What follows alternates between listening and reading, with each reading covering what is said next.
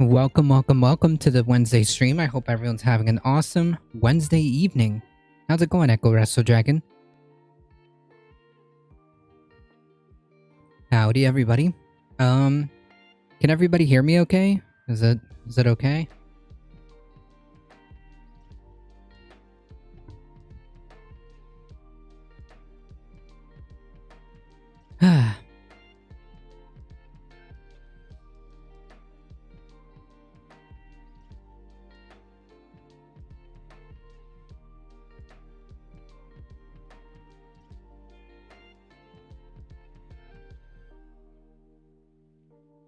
So it looks like we've had some a bit of an issue with the mic software, so I hope that it sounds okay. Not exactly ideal, but that's okay.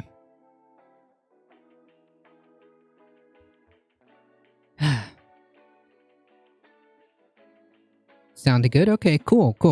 Alright. That's all that matters.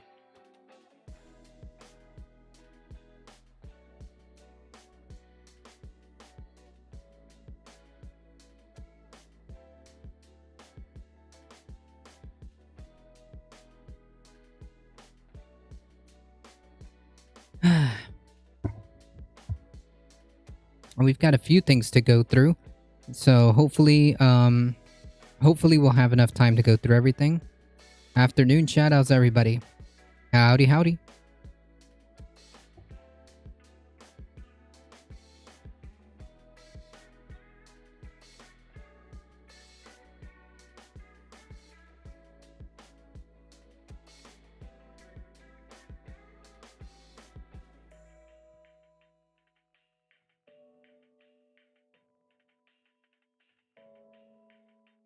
I see. Okay, there we go. I think I got it now. I think I figured it out. I think I had my EQ off. I think I had my EQ off, so I think now we're now we're a little bit better. I think. Okay.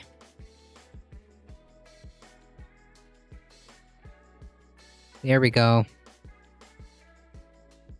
We've got a few things to go through, so...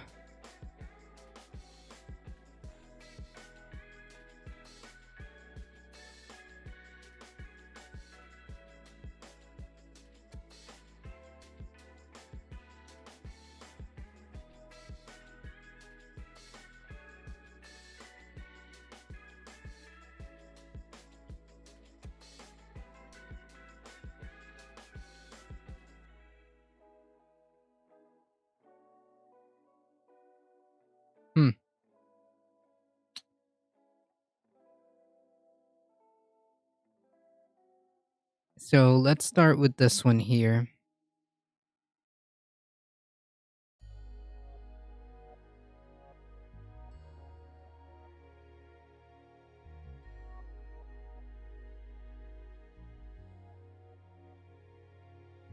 This caught my attention, so I figured we should talk about it.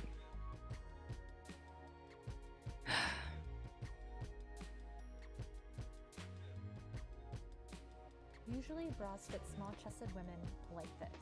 Why is YouTube trying to sell me bras? Alright guys, so Jordan Peterson and Dave Rubin did a podcast, and Dave Rubin, he opens up about the fact that he's having kids. You know, there was pushback because he's a gay man, and almost all of his fans are conservative at this point, so they thought it was like a degenerate thing for him to have kids with his husband, etc. They are going to talk about this and similar surrounding issues, and this exchange is something. And surgery, right? And more than that, and here's another perverse element of this. So many legislatures around the world now have banned so-called conversion therapy. And to me, this has been a catastrophe. Now, I know that there was a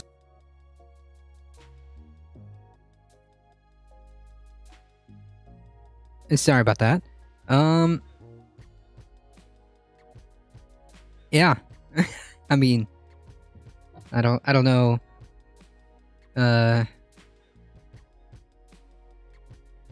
That's pretty clear cut, in my opinion.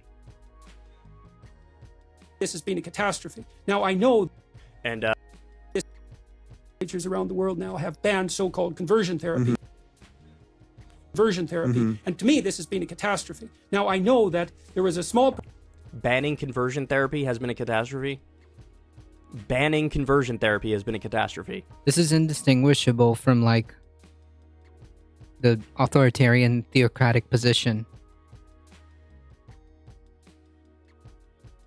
I mean, anybody who says that this guy gives a crap about freedom or some kind of, like, freedom fighter about liberty and all this other stuff and get government control off my back or whatever. Free speech. Free speech warrior. No, this guy is literally telling a gay dude to his face that the banning of conversion therapy has been a catastrophe.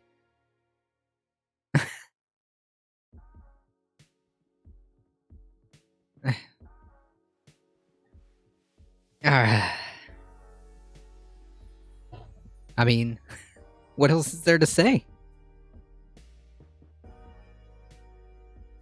Now, this is a guy who just indicated when talking about Elliot Page that he thinks there should be no trans-affirming surgery. He seems to indicate that that's not a good idea. Perhaps it shouldn't be allowed. But deconversion therapy should be allowed. Watch, that's such an overreach, even Ruben is going to push back a little bit. Watch this. Yeah, what? Oh, really? Okay. That's the surprising part about this video. I'm not even gonna lie. The fact that Dave Rubin would even push back on this is the surprising part. It looks like, okay. percentage, mostly of fundamentalist Christian therapist types in the US who were offering their services to homosexual people who were unhappy with their sexual orientation. And so you could have a discussion about whether that's ever appropriate or not, although I would say that's bloody well between the person and their therapist as far as I'm concerned. But now that's illegal, and it's... Oh, now it's between a person and their therapist. Now it is. When it's something that objectively, empirically doesn't work at all and it's a total fraud and a scam, you're free to choose on that front. What about, trans youth making a decision between the parents, the kid, and their doctors? Is that something that's, hey, you're free to choose? Or is that like the state should get involved and ban that? Right. And that's something which, by the way, is more effective than deconversion therapy. We're just asking questions here, Jordan. illegal to the point where you are required by the conditions of your psychological association, your professional associations, American Psychological Association, let's say, to affirm the stated identity of your client, which is completely insane. And also very different. Affirming the stated identity of the client is very different than affirming that someone happens to be attracted to the same sex, right? Those are very different. So in other words, gayness is okay, but trans stuff, that's a little kooky, isn't it? Thanks, Dave Rubin, for your... Wait, I was told he was going to push back on that. What? He just casually let that whole... the banning of conversion therapy was a catastrophe comment just to go, just go on, right on by? YouTube is selling bras to everyone. Considering my day, it's very funny. That's funny. I was buying them at convenience stores, and one young lady was talking like she invented two lovers. YouTube? Jeez. Excuse me for your contribution. And things. Well, then affirming the gender identity. You're not, as a therapist, your role isn't to affirm or to deny. Mm-hmm. It's to listen, right, and to explore. That's your purpose. In all your years I think that's fair. That's a fair point. of clinical therapy and all the patients that you ever saw, I'm sure you saw dozens, if not hundreds, of gay patients. Did you ever meet a gay man who successfully de-gayed and then went on to live a completely functioning life? No. Okay. I never saw it. So, it is a scam. It is a sham. It is evangelical fundamentalist Christianity cloaked in, we're being scientific here and we're just trying to help. But, they should do it. Come on, dude. Come on.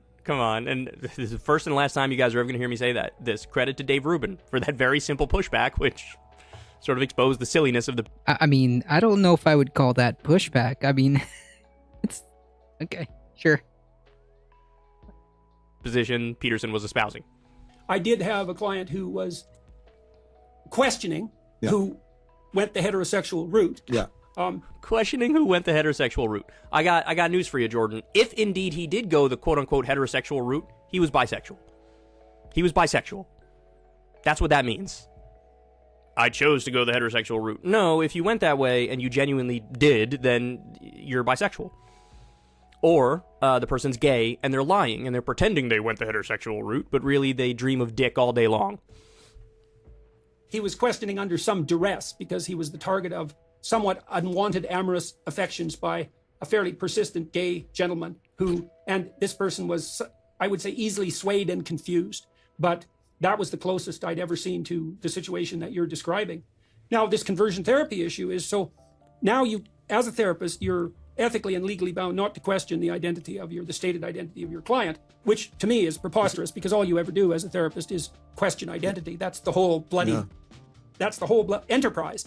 And you don't do it affirming or denying. You really don't. You do it as a questioner and a strategist. But then we have the other conversion therapy, which is surgical conversion, and that's not only legal, but opposing it has become a crime. And so that's a form of insanity that I can just barely wrap my head around. So what do we do? No, it hasn't.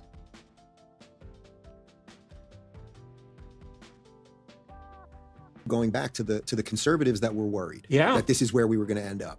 In some sense, I should probably be their greatest hero because it's like, oh, here's someone who wanted to enter civilized society, wanted to affirm most of the long-fought, time-tested ideals, wanted to enter the world with those things, help defend that world. It happens to be a little different than we would think, right? Yeah. Okay, it's two guys. I can't deny it. I should sort of be a hero to them. It's not the ideal one that they went for, but it's approximately close enough that this should be pretty good. I suppose that will be my challenge in life. Well, okay, this is incredible. So in other words, Dave Rubin is saying, look, I'm one of the good ones, right? I know that conservatives are generally against homosexuality and gay marriage, and they certainly were until very recently. But now, for the people who are pushing back on me with my marriage and my kids who are on the way, hey, I should be your hero because I'm affirming everything else about the lifestyle you think is correct. All the other traditions. The fact that marriage is a good thing and it builds a society and individualism is important. Hey, I affirm all those other things. The only area we disagree is that I'm gay. But so, like, look, I'm one of the good ones. And gay people like me, it's okay for us to get... Well, the problem is that Peterson has made it our problem. That's the problem. Get married. But, you know, and also in the context of this, he's sort of throwing trans people under the bus. Like, they're kooky, they've gone too far, but me, I'm good, right? Right? It's so sad. It's sad, man. It's sad. Oh, Jordan Peterson thinks deconversion therapy is all peachy, all fine and dandy, when it objectively does not work. It just does. It's not even... Like, that's the thing. Yeah. Yep. I think that point was made. And to hear somebody say that is just wild. To hear somebody say that is wild. The outlawing of gay conversion therapy has been a catastrophe. Jordan Peterson. If you were an American here in the 2020 election, would you have... If you were an American citizen, you were here in the 2020 election, would you have voted for Trump, Biden, nobody, or a third-party candidate? I don't know. You know, it's very hard to answer those questions until you're actually in the situation. When Clinton was facing off against Trump, for very... It's not really a hard question. Dropping in for a lurk. We'll check back later. Hey, thank you so much. I appreciate that, Let's Chief.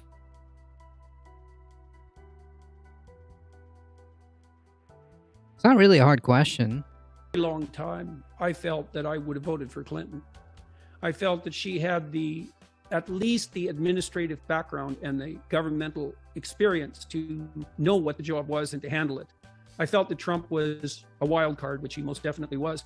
Then I went to this, the night of the election, I went to this Republican gala in Canada at a private club. watching the election, and they did a straw vote there. And in the straw vote, I cast my vote for Trump. And that surprised me.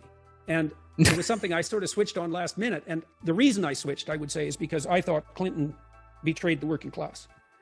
In fact, that's why she lost the election. It isn't something I just felt. That's definitely what happened. And so, wait. Okay.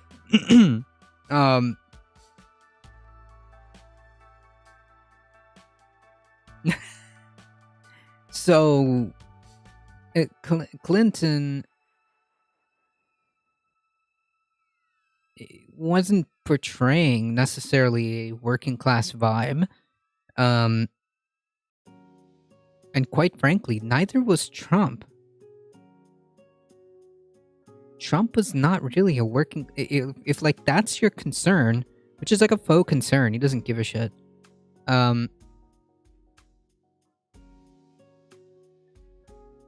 Trump wasn't the answer.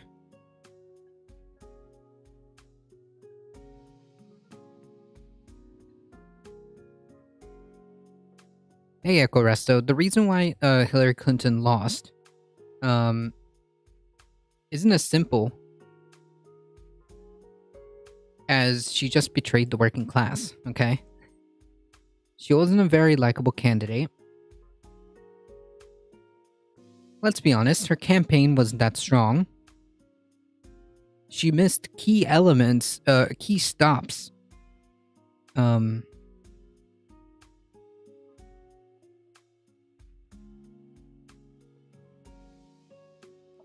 Yeah. There are different reasons why she lost, but like, to say that it was just because she betrayed the working class, I don't know if that's accurate. So I thought, to hell with you. I'd rather have this wild card in here with his spontaneous lies than have you in here with your But the problem is, he wasn't just a wild card. Like, do people honestly think that there was like some surprise Pikachu face when he got elected and was as awful as he was?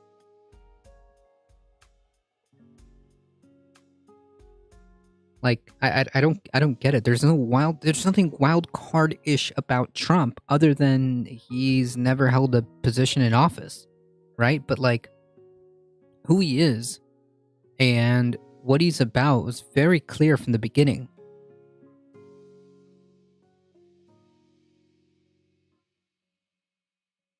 Like, there was nothing unambiguous about who Trump was.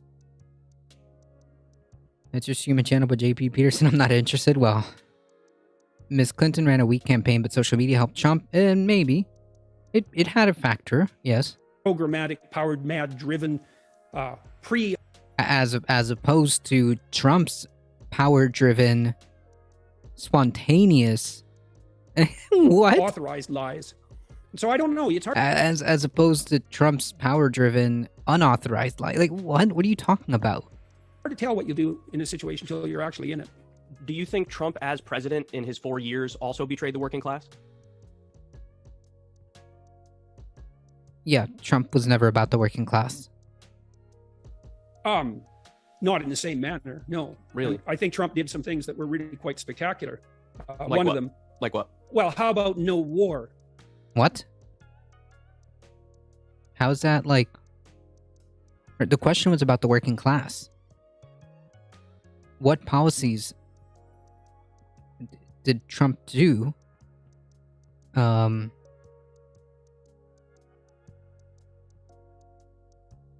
What policies that Trump initiated or did or implemented benefited the working class? No war is not a policy position that has anything to do with the working class.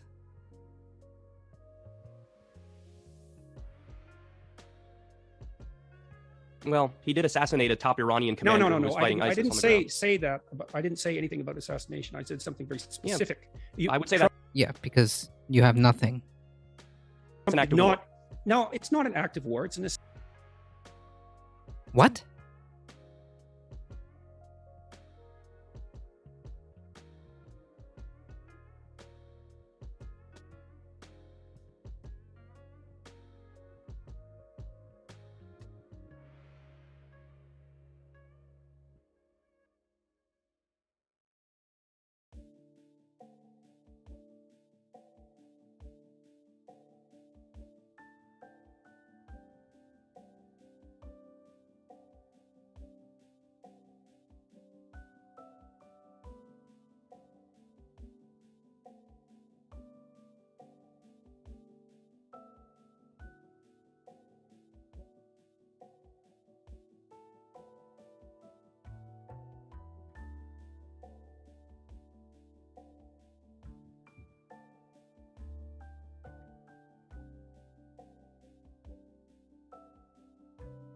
Assassinating a foreign general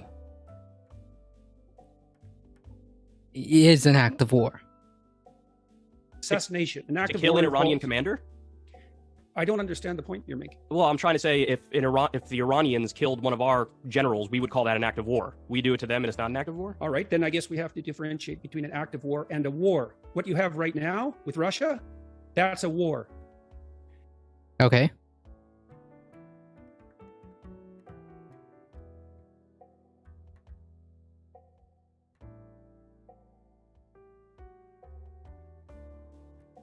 And Yeah, Trump did not engage the U.S. in a war of that sort. And so that was a signal contribution. He also established the Abrahamic Accords, which have got nowhere near enough attention. I don't think the Abrahamic Accords did what what they purported to do. And furthermore, if we're gonna, I guess, talk on that aspect, I wonder if Mr. Peterson is gonna give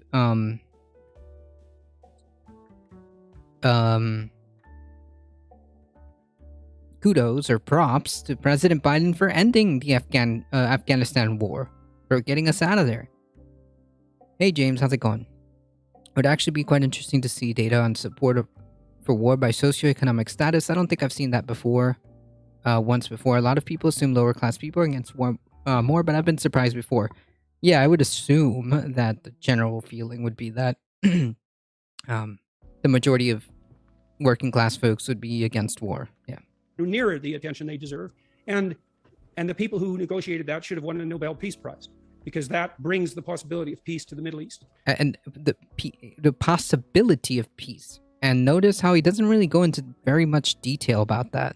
And that was a big accomplishment, both of those things. I wonder if he even knew who wrote it. Who wrote it or what it involved. Do you consider the giant increase in drone strikes under Trump problematic? What do you mean problematic? Do you mean... What? What are these semantic games? What are these pedantic games? What do you mean about problematic? Do you not know? Do you need a dictionary? What a freaking clown. Desirable? Do you, because you said, he didn't get us in a new war, but I would consider all those bombings, which are illegal, by the way, an act of war. Do you think I didn't say that Trump's record was unblemished, or that there weren't skirmishes of various sorts. I'm not trying to paint him... I'm not trying to paint him beige, or I'm not trying to whitewash him. But you are. I'm perfectly aware of Trump's flaws and his advantages. But he didn't embroil the U.S. in a war. And you guys have been embroiled in a pointless war for what? How long now? Since the 1960s? One after another. Yes, and Biden ended the war in Afghanistan, okay? And then the Abraham Accords are a big deal. And did he betray the working class? Well, I think that's in some sense it's a vague question. A vague question?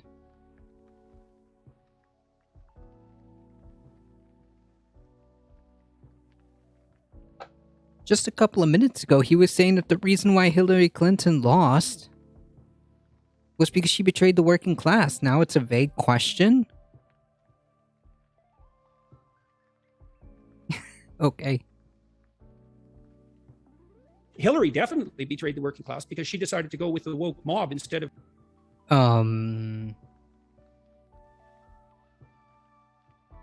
But she wasn't... Okay. Instead of the typical base of power that the Democrats had always relied on. So can I give you an example? Decision. So she betrayed the working class because she went with the woke mob.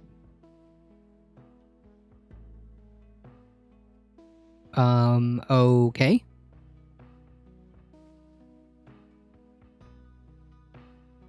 That doesn't make any sense at all. Like, how are these two connected? Like, what does that mean? And it's funny because, like, when he is asked if he thought that Trump betrayed the working class, because the obvious answer is yes. The answer is a resounding yes. Trump does not give a flying F about the working class. Never has, never will. He's a billionaire.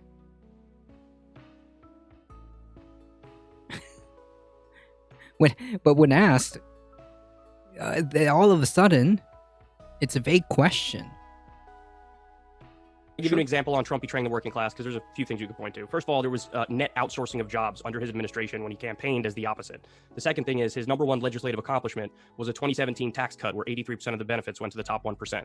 So those are two examples of, he campaigned as the anti-outsourcing guy, then there was net outsourcing under his administration. And in fact, that same tax bill incentivized outsourcing. And then again, that tax bill mostly benefited the wealthy, and it didn't help the working class. So that's what I mean by betraying the working class. I think he campaigned in a very populist way, but in terms of how he governed, it was very sort of standard establishment Republican, just like George W. Bush, for example. I would say worse. Yeah, well, I don't have any real comments on that. Like I said, I'm not trying to and when push comes to shove, I just no comment. I plead the fifth. It sounded like you had some strong opinions just a couple seconds ago, though.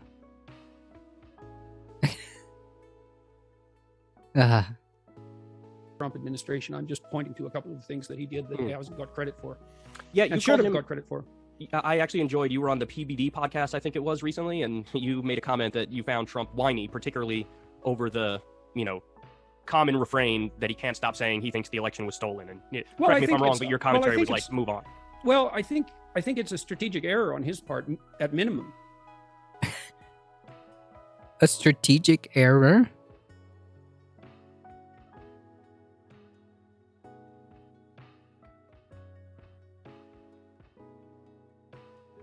A strategic error to undermine our democratic processes.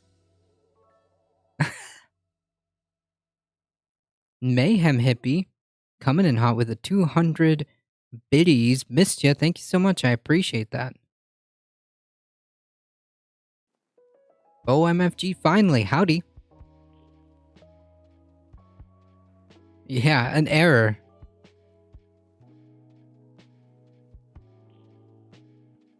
A strategic error, like exclusively eating meat. Yeah, it's like rotting his brain.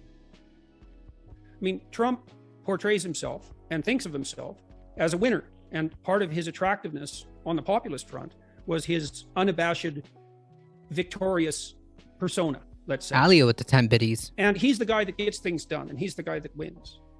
But apparently... But that's not how it works. Like, he thinks he won, sure.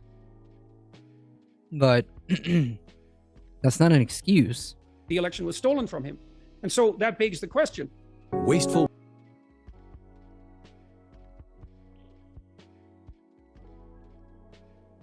Are you the winner and the guy that gets things done, or are you the guy that lets things be stolen from you? And the answer that Trump had always had was, well, I'm not the guy. I'm not that guy. I don't know who else I am, but I'm definitely the winner here. And I think that now campaigning as if he was the victim, let's say, of a plot isn't going to do him any good, I think. Yeah, because that's what the problem is here. Hey, Maple Leaf Dragon, Peterson. That's right. Better be fleeing to clean your room or he's gonna come after you. Married 3 times to Trump, know anything about being honest? No.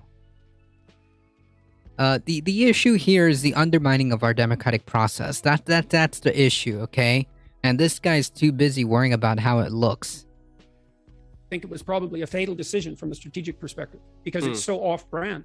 And that has nothing, that's completely independent of whatever virtue the argument about the stolen election might have. Well, I don't believe that the judiciary in the United States is so corrupt that the possibility of a valid finding on the election fraud front has been reduced to zero. I don't find that credible.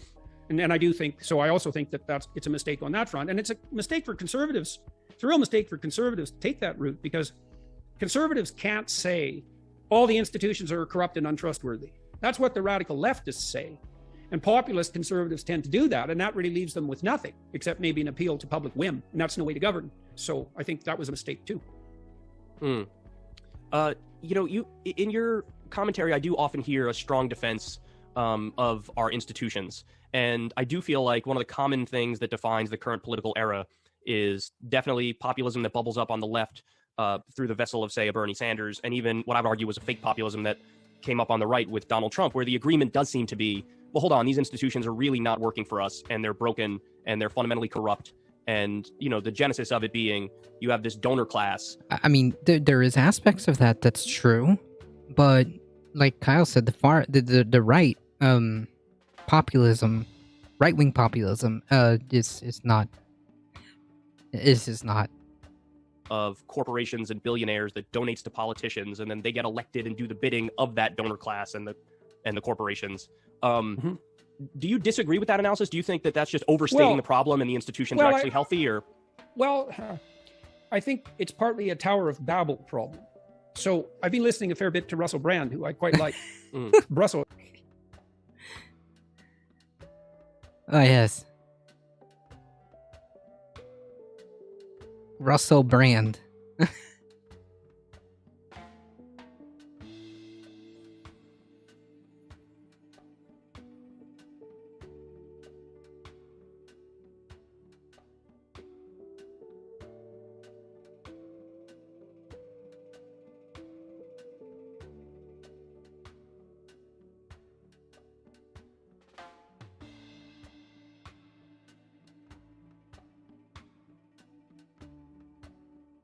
Russell Brand, the epitome of intellect, with video titles like "This is why Trump won."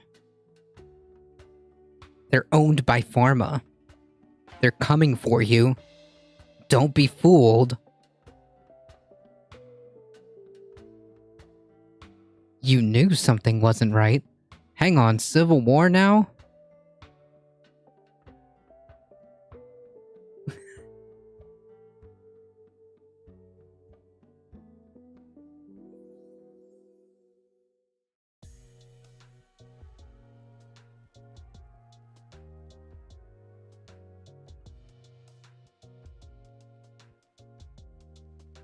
The truth about the gas price hikes.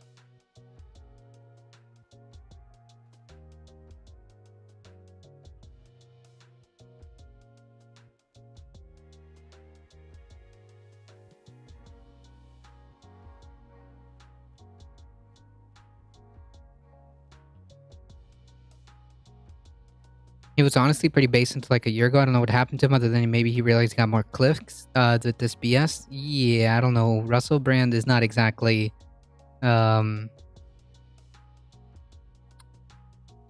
pillar of intellect.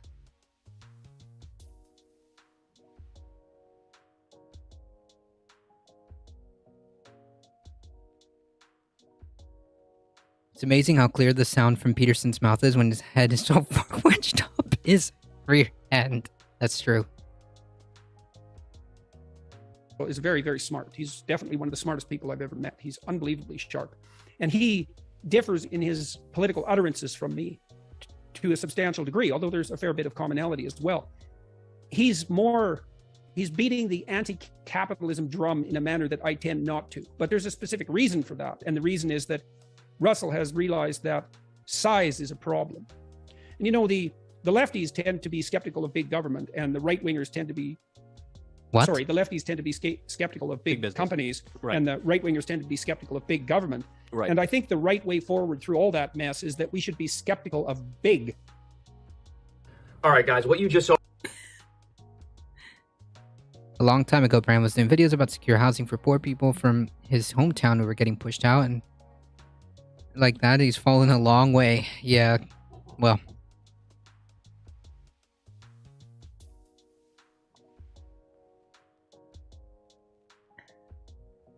We should be skeptical of big.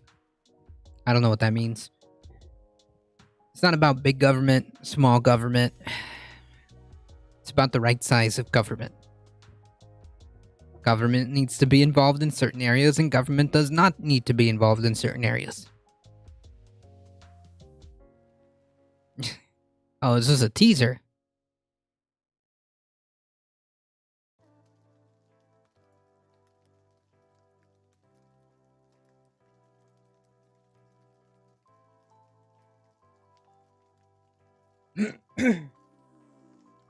I love how he can confidently exclaim that Clinton betrayed the working class with no hesitation, but Kyle asked him if Trump betrayed the working class with pinpoint examples, and suddenly it's a vague question. Yeah. That's what we were pointing out. That's a good one.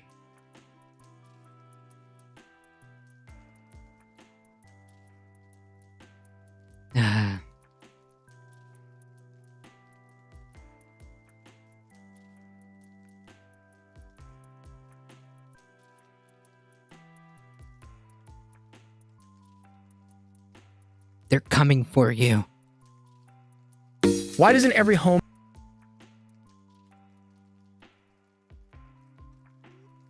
Wade may yet tear America apart. One thing it's shown, Roe v. Wade may yet tear America apart. One thing it's shown us is when it comes to big tech censorship, left v. right don't matter. Hello there, Okay. you 5.7 million awakening wonders. Thank you for joining us on this voyage towards truth. We're making some pretty big moves on this channel, so it's really important you sign up to our mailing list. I'll show you how to do it at the end of the video. Please, God, you're still with us. It's vital that you turn on the notification bell for now, because while we're still... This guy sounds like a freaking cult leader. I'm getting some big cult vibes here. Cult leader vibes.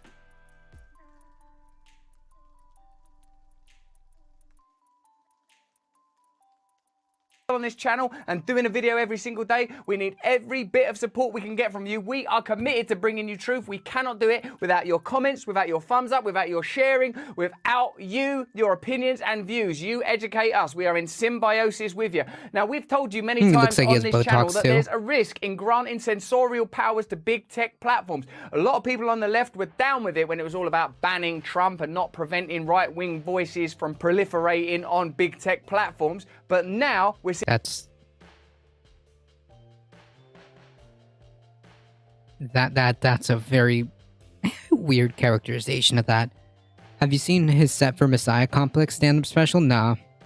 In the other side of the argument, promotion of abortion pills on Facebook is being censored. What does this mean ideologically? For a moment, try to put aside where you stand on this particular debate and try and look at the principle that's behind it. For example, if you're a pro-life person, presumably you believe that life is sacred and that we must cherish life. If you're a pro-choice person, in another way you're saying that life is sacred and a person's individual freedom is sacred. Now, watch yourself revving up the engine of your counter-argument. Yeah, but it's another person's life that's growing inside you. Ah! We have to try to get beyond these arguments, and we have to look at the principles being enacted by state and tech power. Okay, but there's no room here to tolerate like authoritarianism, because at the end of the day, that's what's being argued. Like the argument is about bodily autonomy. Like, there's no room to accept authoritarianism. There's no real both sides to this. There's no two sides to this argument. Power, because they don't have an ideological side. Try if you can. Are we getting some dog whistles? Russell. To extract from your mind your particular opinions on the issue discussing, and consider for a moment that the pandemic and all of the complexity around the pandemic was drilled down to giving the government ability to regulate human behavior in unprecedented ways. Lockdowns, mandated medical procedures. Think about how wait. What procedures? Jesus Christ. I mean, did I miss something where the government was mandating medical procedures?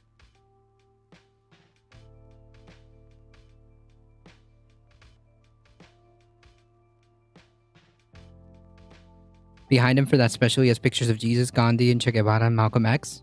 Huh. What medical procedures were mandated during COVID? January the 6th ended up being anti-protest legislation. Think about how big issues or crises ultimately end up granting more power to centralized authority. They sometimes. Oh, okay. Of course, do this with your active engagement and encouragement. Good. I want people to be forced to lock down or take particular medical. Good. You shouldn't have that guy in the buffalo hat marauding around shitting on Nancy Pelosi's table. She probably better sell shares in that shit for a profit. She's a good businesswoman. I say that for her. Forget your partisan tribal affiliation for a moment and think about the principle behind it. Maybe acting otherwise no. Yeah, he's some conspiratorial cult leader now. Vaccines in the words, probably. Yeah. That's what he means, by the way. The medical procedure is a vaccine. Yeah. story. This is Branko Markitic writing in Jacobin, which is of course a left-wing publication. When it comes to tech censorship, Jacobin and others have constantly stressed that while it may seem like a temptingly easy solution to a host of problems, the idea looks less appealing when you start to look at the practicalities. Practicalities like, do you trust algorithms and faceless tech bureaucrats to judge what counts as acceptable speech and what doesn't? Yeah, or would Russell you Brand is still a want millionaire. tech companies to do this if the rules they're following are written by people who don't share your politics? That's a really brilliant question, isn't it? And it shows that you're being guided by a principle rather than an emotional affiliation to a particular issue. I believe people have the right to total bodily autonomy, so they shouldn't have to take vaccines, not if they don't want to, but should they be able to have a termination of a pregnancy? Now, I know there's more complexity in the second example because, of course, the argument is that that's an independent life growing within. I'm sensitive to your politics, even if I don't share them. And I think that's precisely what Branko Markitic is suggesting, that we have to have principles that go beyond just, oh, we're going to win if we go this way. Modbot?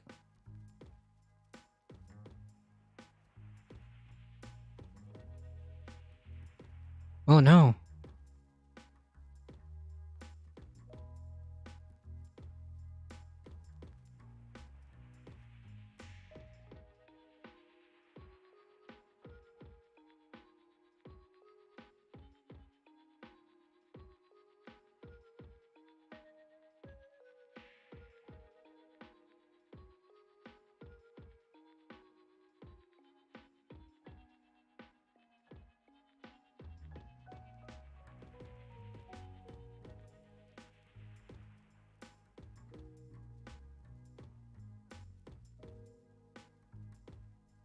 Oh, holy yikes.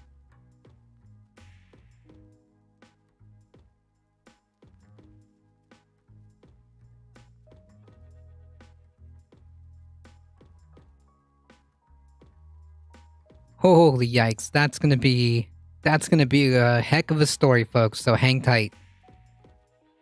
That's no good. A recent story is a perfect example of this dilemma. According to Vice, Facebook has been removing posts from users and even temporarily banning them from the social media platform if they mention the fact that abortion pills can be sent in the mail.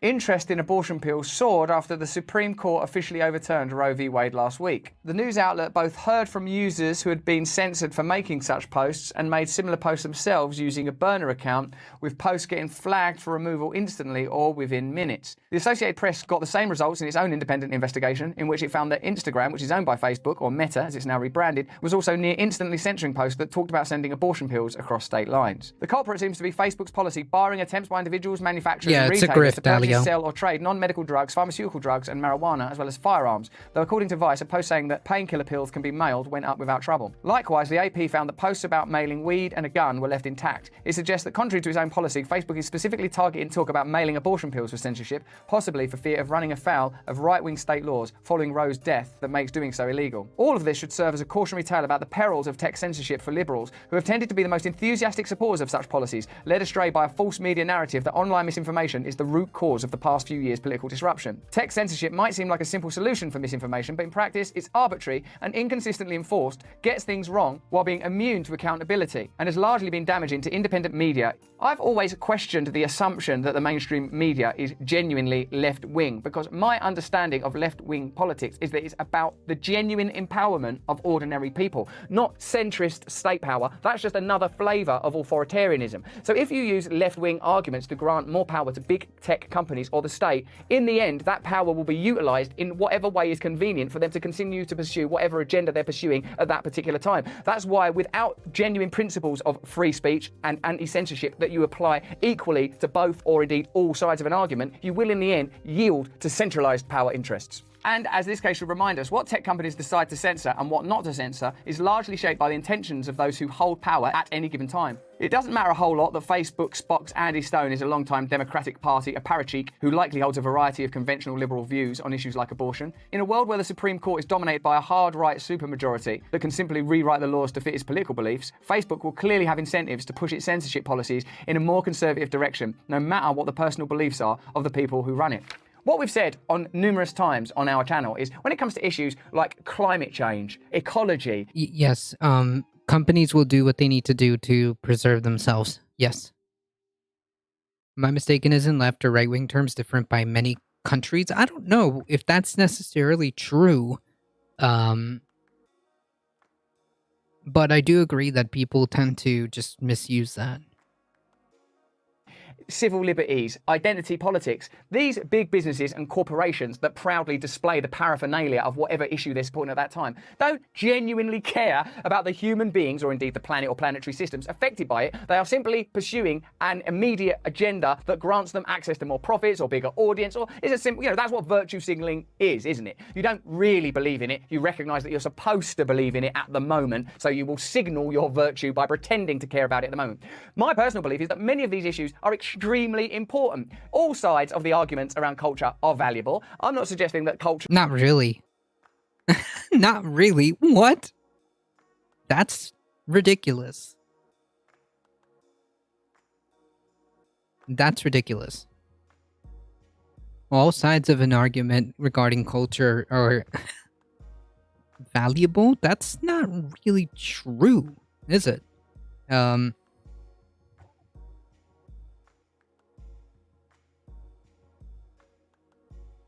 Cultures can't be put into hierarchies, that some cultures are more valuable than others, but all cultures, particularly if they have a religious connection to the people practicing them, must be respected. And more important than that, in a situation like this, what you discover is that Facebook... Not really.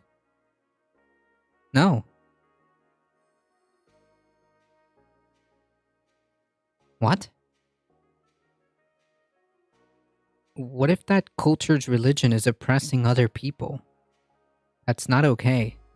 Don't actually care about the abortion rights of women or climate change or whether or not someone's a libertarian, pro-gun person promoting the use or accessibility of firearms. What they care about is Facebook's ability to generate revenue through advertisement. That's what they care about. And if there's likely to be legislation which impacts them negatively, they will change their ideology. Their ideology is mutable precisely because it is performative. That's why I think it's vital for me and for you and for all of us to investigate what our core beliefs are. Take, for example, something like the pandemic. Well, the pandemic and its incumbent regulation and legislation would all be okay if legitimately behind it are the principles of life is sacred. We have to protect one another. This virus is dangerous. It's going to kill people. We're going to have to do whatever we can to protect one another. But when you start to suspect...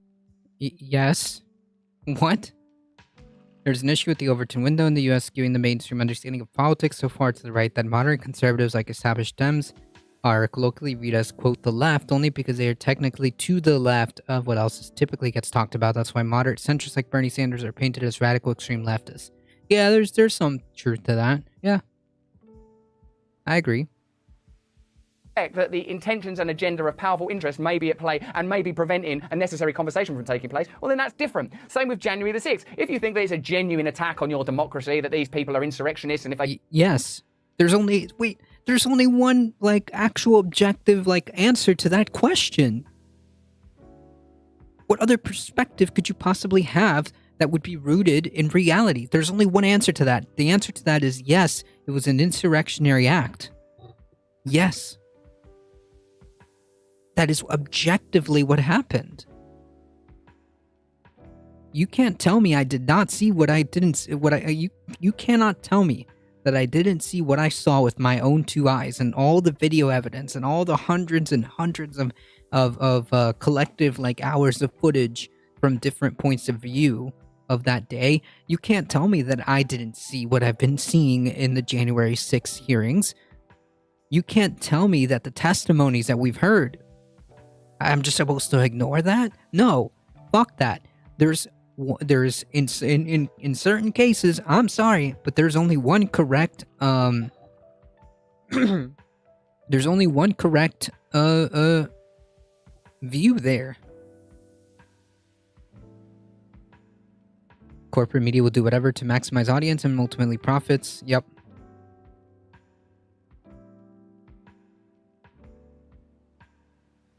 I don't know if it's necessarily an issue, though, in the sense that it's all relative. Only people voting and choosing those parties are the people in those countries, so the window is appropriate. But yes, cross-nationally is not really a valuable tool. Yeah. Are you or channel a fan of Jimmy Dore? Nah, Jimmy Dore is a grifting clown. They could have took over the Capitol that day. They would have overturned the election. Well, that's important if you believe in your democracy or your constitution or your... Well, I mean, it's not whether or not I believe. It's what I saw.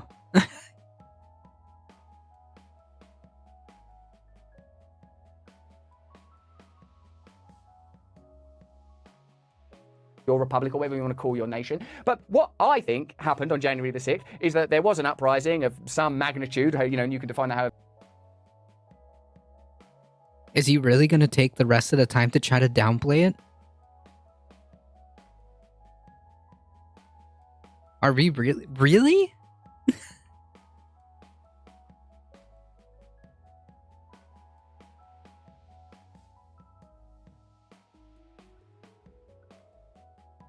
No, I sped it up to 1.25.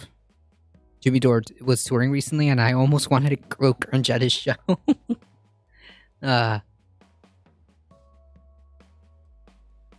was literally a cooperation between certain militias. They had the Oath Keepers themselves. Sorry. The Oath Keepers themselves had rapid deployment forces with caches of weapons and bombs. Yes. Which is why those clowns are gonna get tried for sedition. And as we just saw, we just heard under oath the testimony that the guy, the founder of the Oath Keepers, or the president of the Oath Keepers, it had essentially a hit list. Maple Leaf Dragon with the 950 biddies. By the way, loving the new time slot. I appreciate that. Thank you.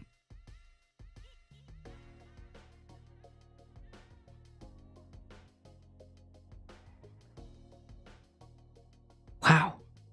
Thank you so much. I appreciate that, Maple Leaf Dragon. If you want to, but subsequently anti-protest laws were brought in. The same with the coronavirus pandemic. There was an initial moment when everyone was a bit like, oh bloody hell, what's going to happen? But subsequently loads of regulations and laws and certain interests benefited. The pharmaceutical industry benefited, the media benefited, the government benefited from new laws. What? And you're familiar with the wealth transfer. Now, the more you grant surveillance powers to the state and big tech, the more you grant the state the ability to regulate and control its population, the less likely it is that you'll be able to oppose them when they start to regulate something you care about and at odds with your interest. One day it might be gun control, next day it might be abortion. So remember, your apparent differences and distinction from people on other sides of the culture war or political arguments is not as significant as your fundamental shared goal to create a space in which... Okay, but you're assuming that these people have the same fundamental goal. You're giving these people too much credit. And you're downplaying it. Mayhem with the 200 biddies. Choo choo. Or do we have a hype train? Uh-oh. We are very close to a hype train. We are very close. Yeah. At any given moment, anyone else can start a hype train.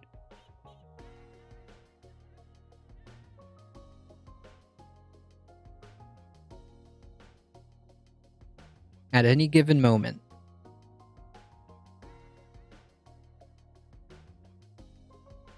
But he has this concept that people have the same underlying interests. They do not. Conservatives do not have the fundamental interests of like freedom or just leaving people alone. We can do it. Just one more person. All of us can express ourselves, particularly where we disagree with one another.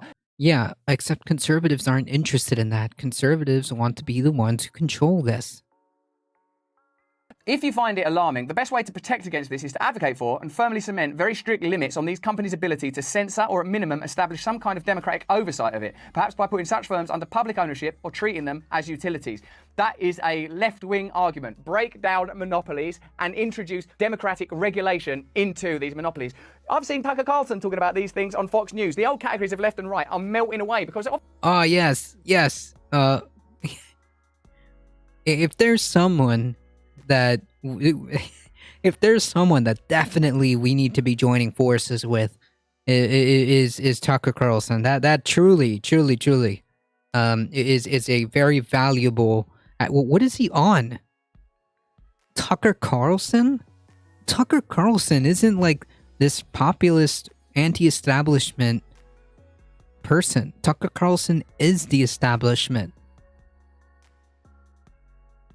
The fact that he's even attempting to equate Tucker Carlson with like an anti-establishment tint is wild to me. But it's all done on purpose, of course. We have a professional media class now that don't care a damn about ordinary working people. That's why on this channel we're committed to having conversations with people from across the political spectrum, hearing them out and trying to come together and create different principles around how we might organise communities, rather than just, oh, well, I agree with you on these core issues, all of the rest of you must be bad. Enter into conversation with good faith with other people. Perhaps they have a different experience of life. Maybe there's a reason that they prioritise fear more than you do, or they prioritise risk more than you do. Because they prioritise more fear. That's not a good way.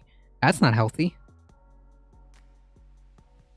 Different intentions, people have different sociological histories. The one important principle that I think we can continually turn to is if we grant power to big tech, to the state, to big business and the media, in the end, individuals and communities will suffer because they will use this power to do whatever they want. If they help you, it's an inadvertent consequence of their agenda. If they harm you, that's just tough luck. But that's just what I think. Let me know what you think in the comments below. Give this video a thumbs up. If you enjoyed this video, have a look at either one of these. Please sign up to my mailing list. Anyways, thank you, Mr. Cult Leader. This is who Jordan Peterson thinks is incredibly sharp and intelligent.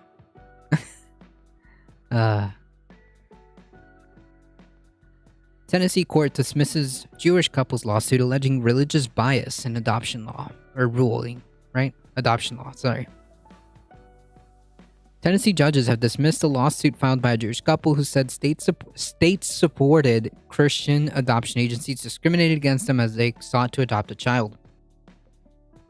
Elizabeth and Gabriel Rutan Ram's lawsuit, filed in January, challenged the 2020 Tennessee law that allows religious adoption agencies to deny...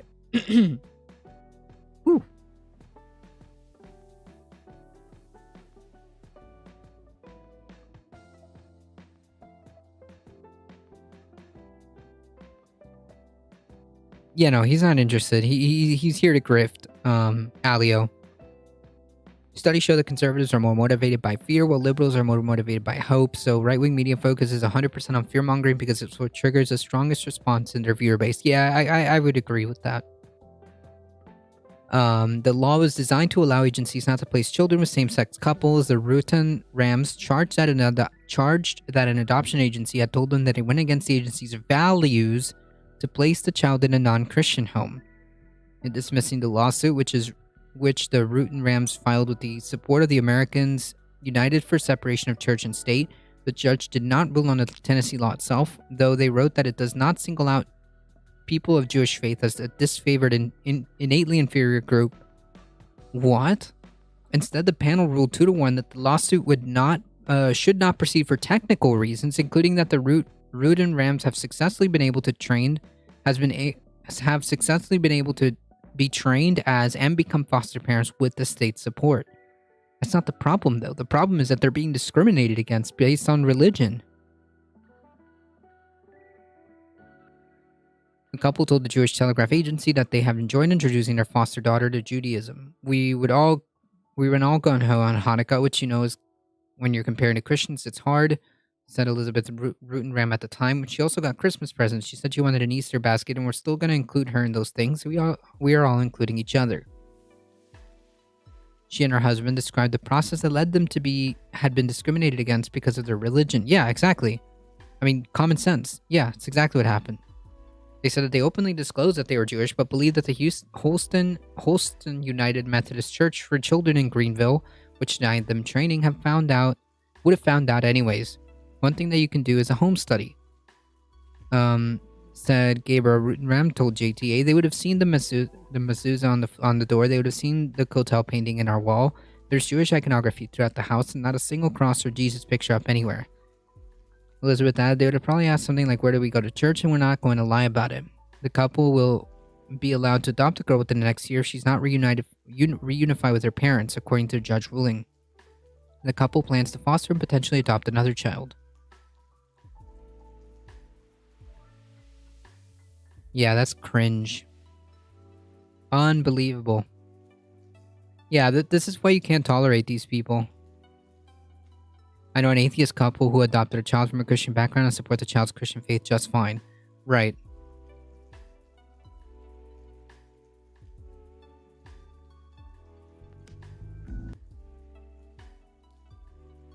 Unfreaking believable.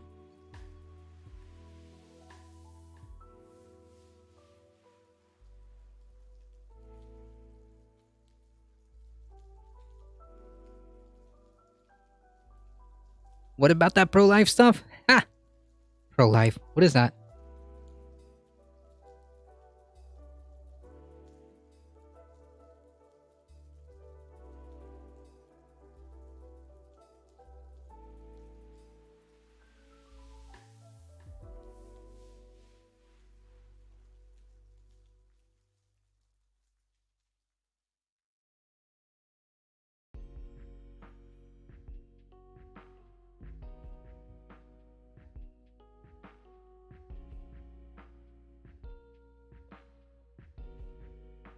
It may be anecdotal, but it shows it's not about faith, it's about being supportive.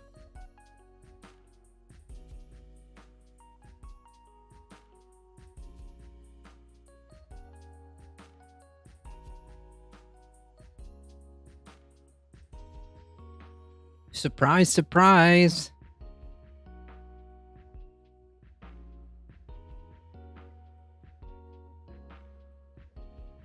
A Trump fan got widespread sympathy after his garage was burned and defaced with Biden 2020 graffiti. Prosecutors said he did it himself with a $300 insurance scam.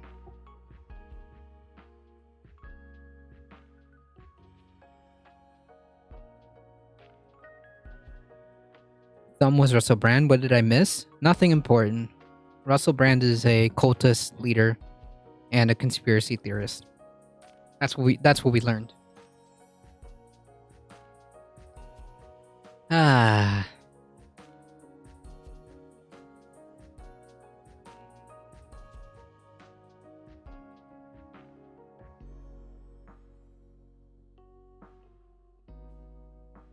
A Trump supporter falsely claimed his garage was burned by left-wing extremists in a $300,000 insurance scam attempt. Dennis Moya of Minnesota set his own garage on fire after scrawling it with graffiti of an anarchy symbol. This is the anarchy symbol, by the way.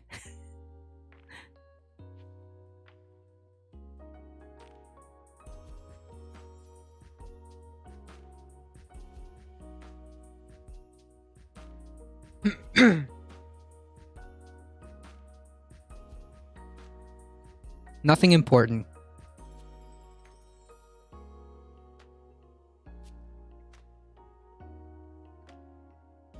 I actually remember this story.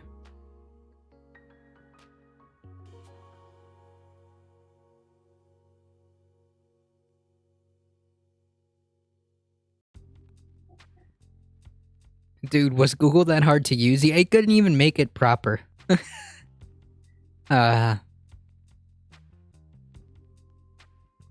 Set his own garage on fire after scrawling with it graffiti of an anarchy symbol, BLM and Biden 2020.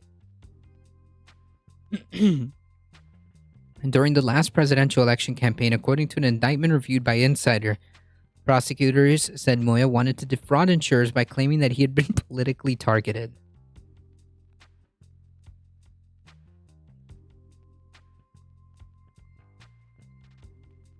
Have you seen his videos? Bro.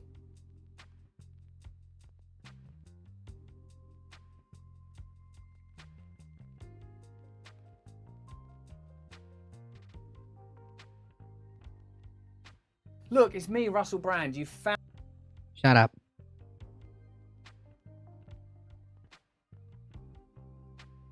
I can't believe this is happening. They're coming for you. Don't be fooled.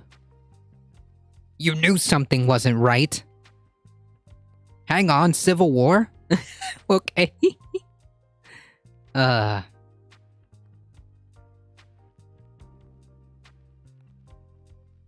Russell Brand went off the deep end a while back? Yeah, like... Not exactly prime intellectual material here.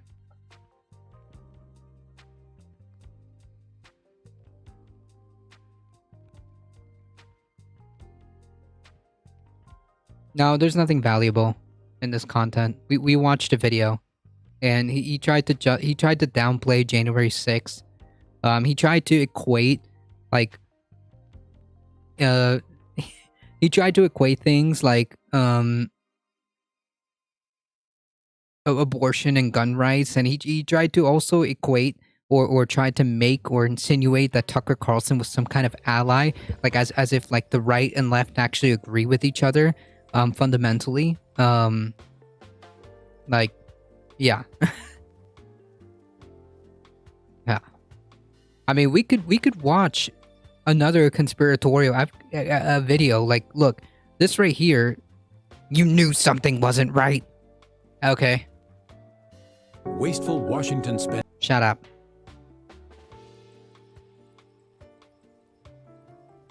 Media officially only appeals to 6% of Blue Church Media officially only appeals to 6% of its audience, and the journalists that work for them come from the top 1% of the population. So how is the mainstream media mainstream at all?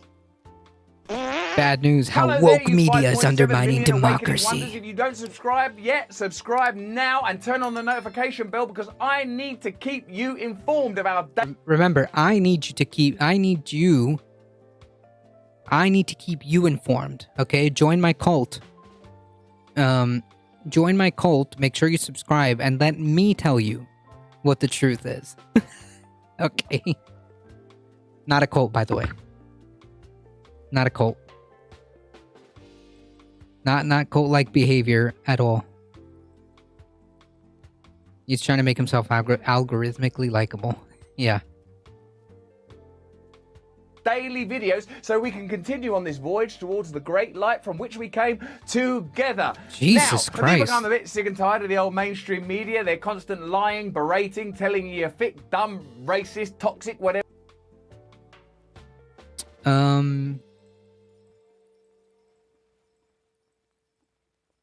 I don't think that's a primary directive of the mainstream media. I think that there's some cringe elements of the mainstream media, but that's a cartoonish version. What one would call a straw man.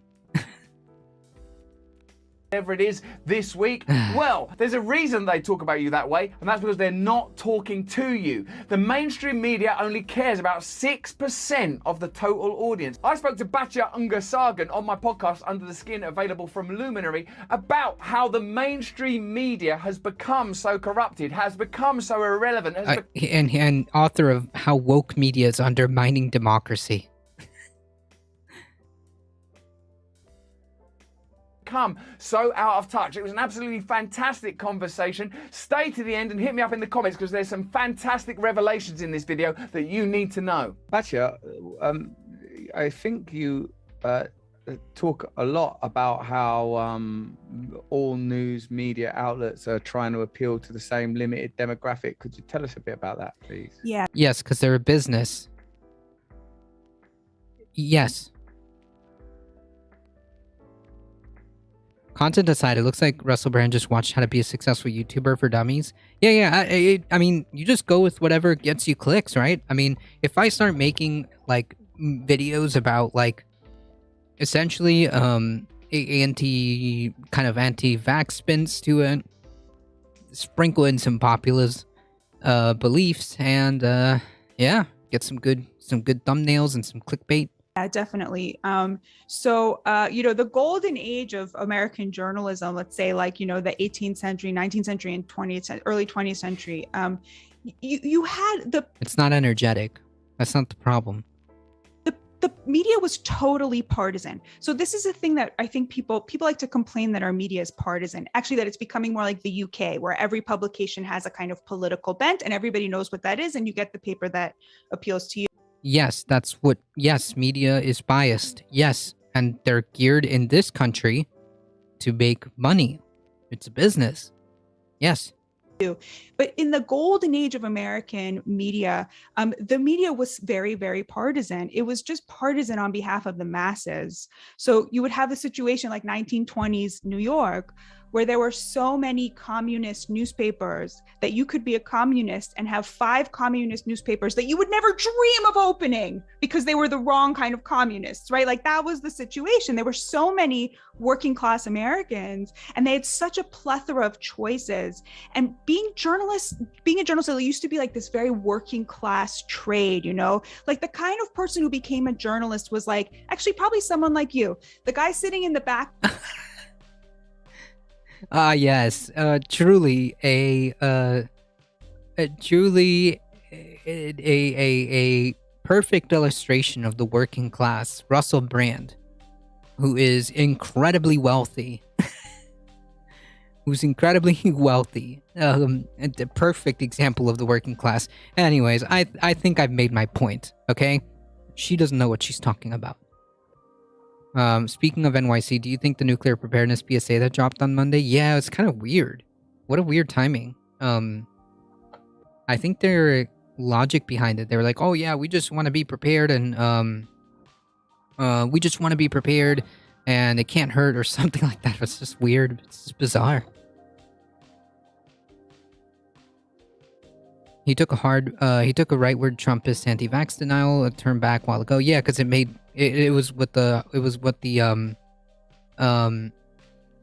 it's what generates clicks. Okay, that's what it is. It's a grift.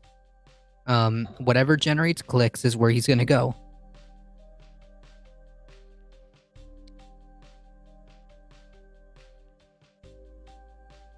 Wait, what part did you disagree with?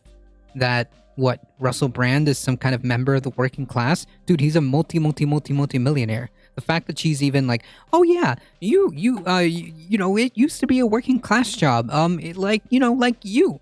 What? That's insane. Come on.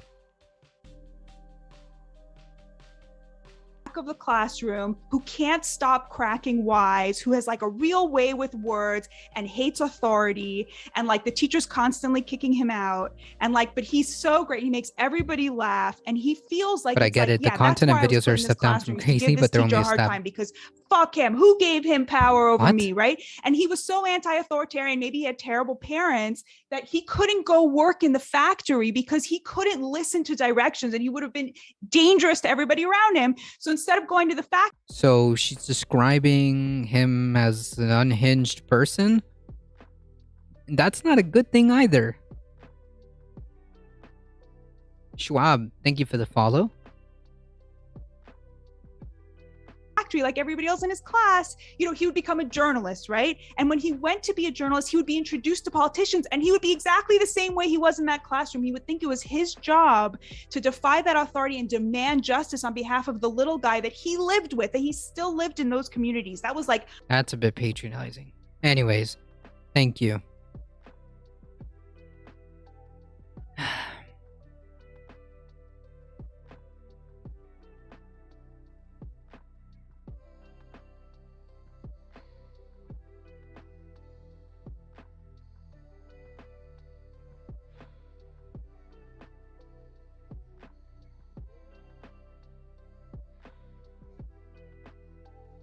I'm almost scared of looking at the comments.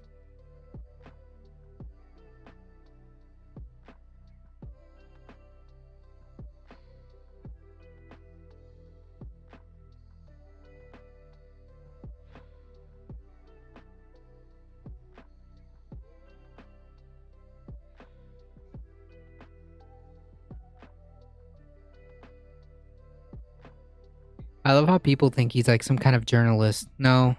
He's not a journalist. I'm not a fan of the Daily Beast, but when you're looking for an article on Russell Brand, you're not gonna find much good outside of sources like the Daily Beast. You can send it to me.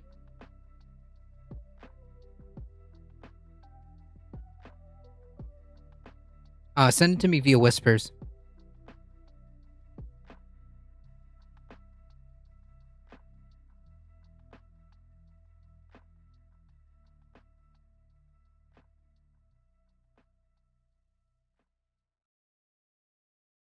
Oh yeah, we saw this one.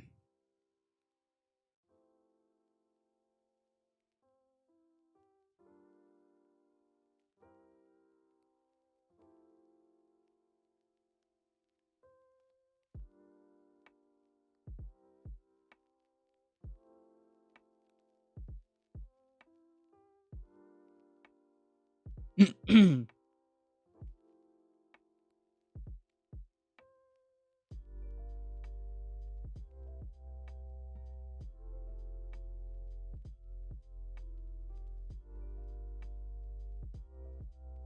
this is basically what. Yeah.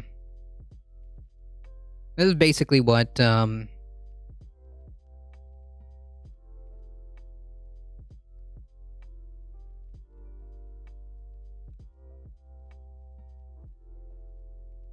Here, let me post it so our friend can take a look.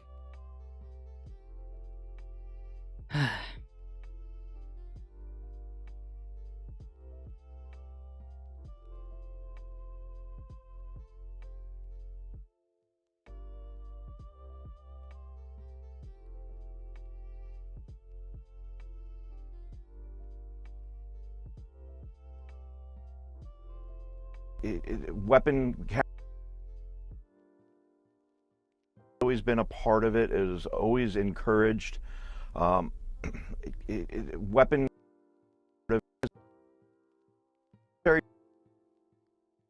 it is always encouraged. Weapon carrying of weapons.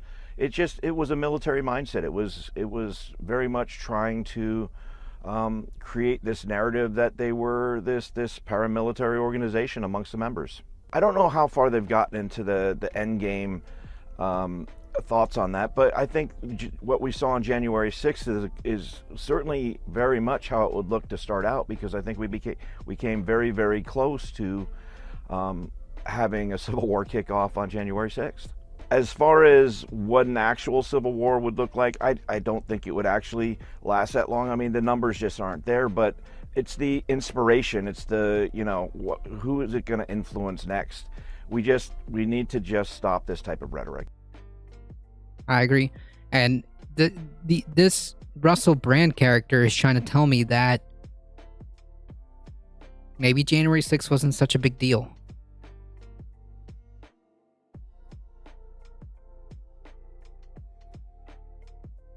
All right. So anyways, back to this clown. I remember this picture actually.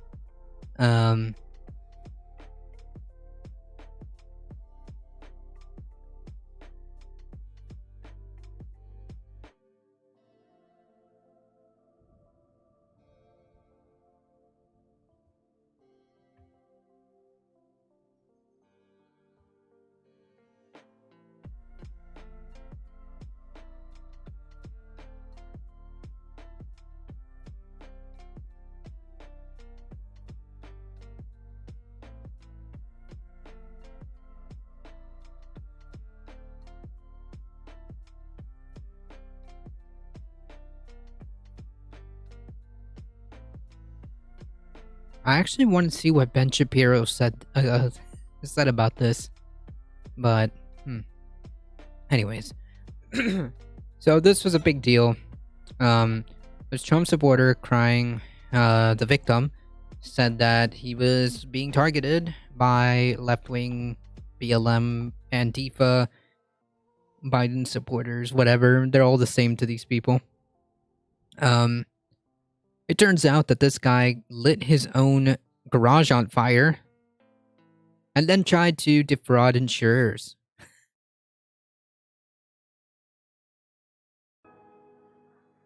The outlet cited a police report that said Mullah's garage car and 3 other vehicles were on fire. Moya had been flying Trump 2020 flags at the property. He told police that the attack was politically motivated and referred to it as a hate crime in his insurance claim. For them to see me express my beliefs as a Republican, it's crazy to think it came down to this. In his indictment, prosecutors said in reality, as Mullah well knew, Mullah started his own property on fire. Mullah spray painted the graffiti on his own property, and there were no unknown males near his home. These advertising, I swear.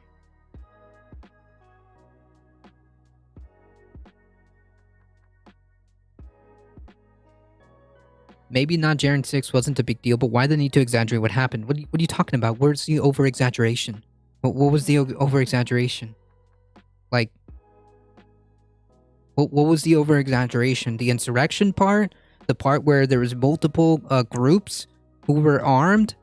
The part that there was Oath Keepers who were coordinated and had weapon caches in states nearby that they could deploy with rapid defense forces? Rapid deployment forces is what they called them. What part of it was exaggerated there? The fact that the Republican Party had multiple schemes to shoehorn fake electors. Like, what are you talking about? What does accepting a narrative mean?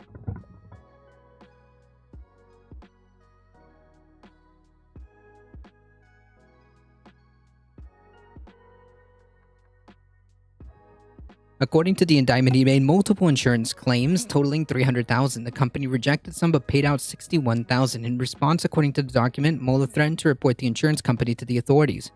He also raised $17,000 in donations from two GoFundMes. The indictment said 2 fundraisers matching the description were still online. They were both having a message. Thanks for supporting. The grift. The fleecing. Man, to be a conservative must be the easiest thing in the world, right? Mullah's story came at the height of the 2020 presidential campaign when conservative media focused on issues of left-wing violence.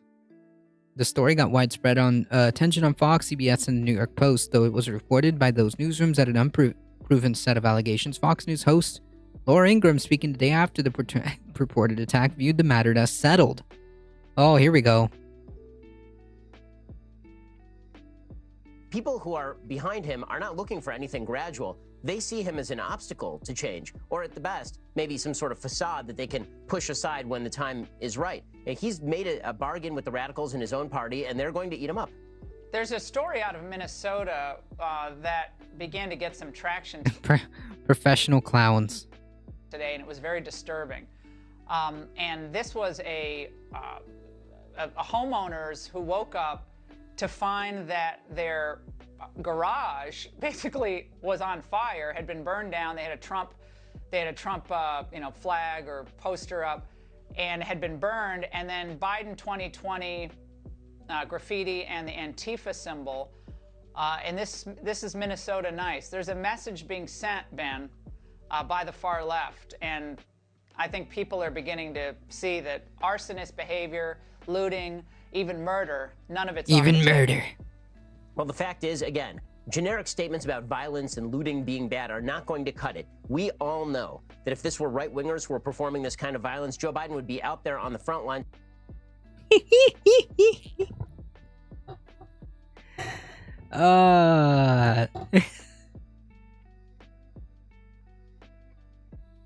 Oh, man.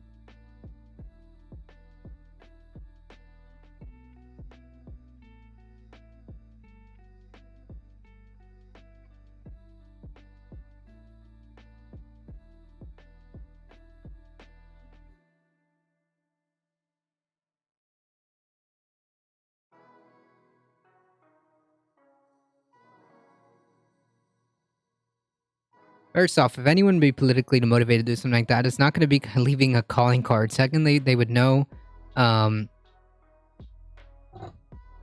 to do the anarchy symbol correct. It wasn't bad enough. What I'm saying is that be careful you're unconvincing propaganda just because it bits in the middle are true. The other side isn't better. They have just convinced you that they're on your side. But like, the problem is,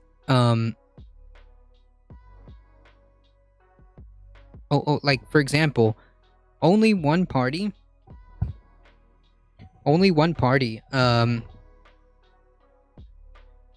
is is incompatible with democracy. Okay, only one party was comfortable enough to create schemes to overturn the will of the people. There's only one party that did that. Okay? There's no two sides to this. There's no two equally bad sides on that one, my friend. Alright?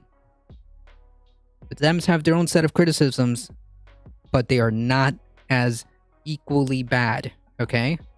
One party is completely incompatible with democracy. and one party's just like crappy governance, okay?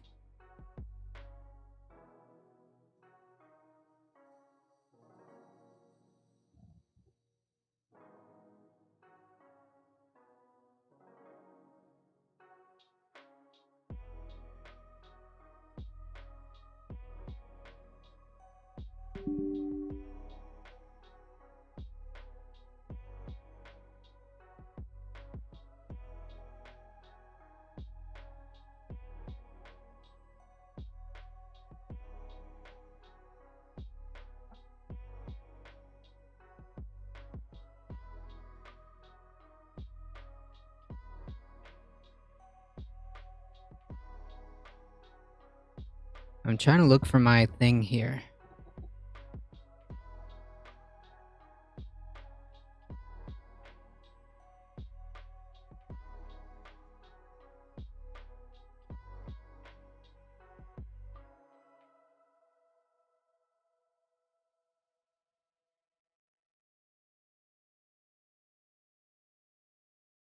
Did you guys talk about the James Webb photos? No, I haven't.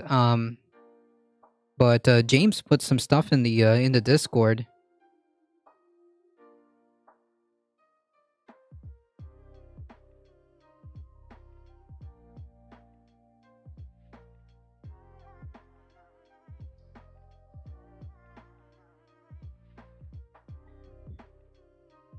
Folks, we might have to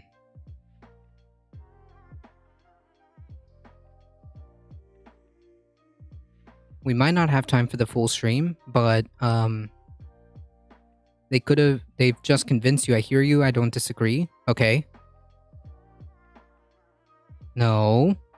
What are you talking about?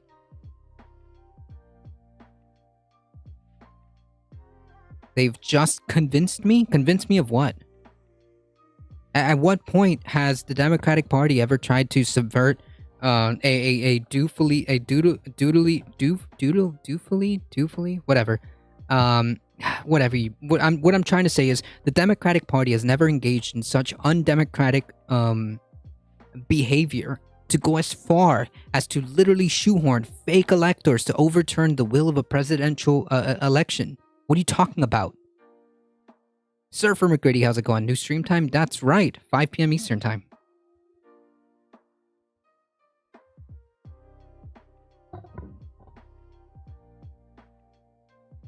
But equally, half the country can say the exact same to you and mean the opposite. I don't know what that means. They'd be wrong.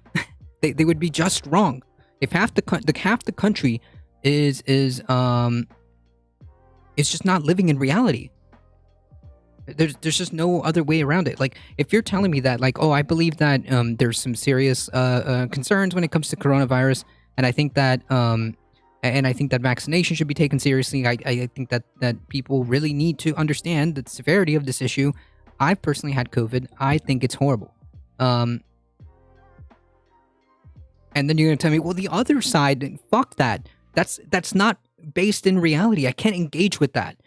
Okay, I can't engage with anti-vax nonsense. Okay, that's like telling me one side. There's generally speaking, this is just talking about generalities, just as a general statement.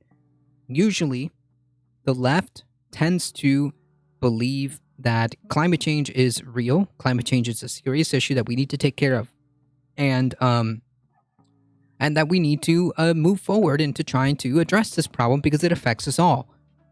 That's generally a position that the left tends to hold. You're going to tell me that then, like, well, you have to, the right believes, no, the right doesn't believe in climate change. The right is not living in reality.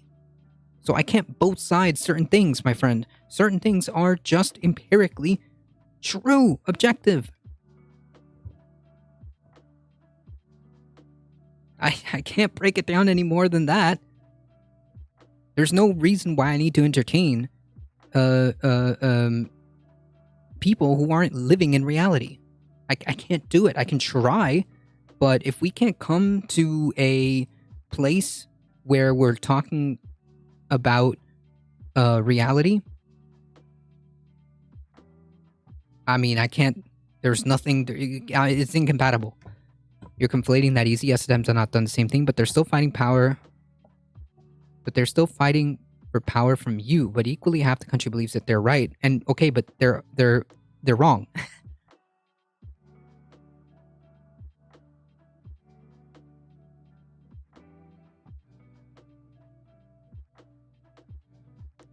Yes, but you're trying to give me a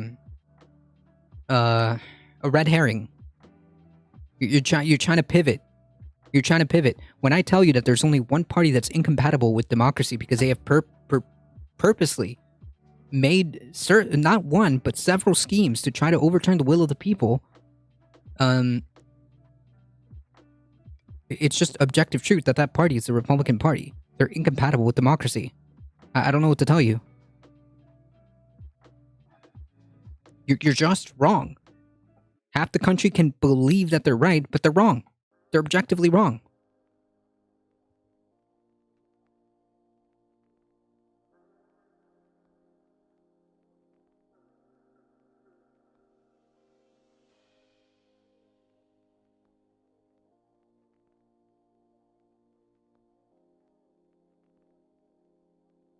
While both are evil, they are not the same. Yeah, sure. I would even go that far. I would even say that yeah, Democrats are shite, but they're not the same. And chat and repost. Trump is a brander, realtor, and TV star, married 3 times. Yeah, well.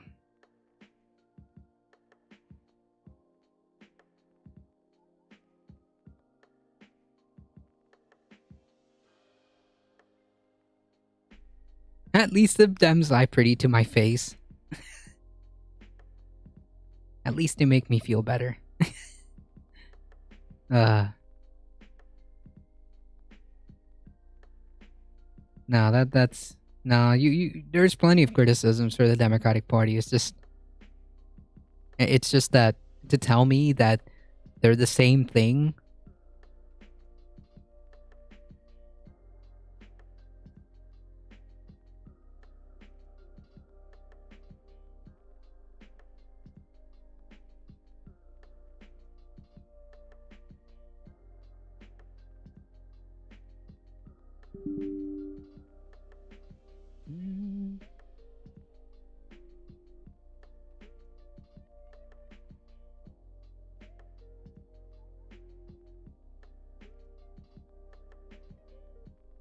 Really? I can't find my little audio? Curb. Shoot, I've got to get a move on. What I'm saying is I'm hearing you exactly the same as the broad manifestation of ideology. Your thoughts are not original to convince me. You've always considered this for yourself.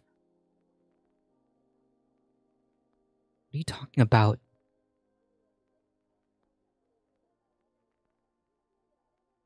My thoughts are not original enough? What does that even mean? No thoughts are as original as you think. What, you think you're special? You think you're special and you have like some awesome cool insight that nobody else has?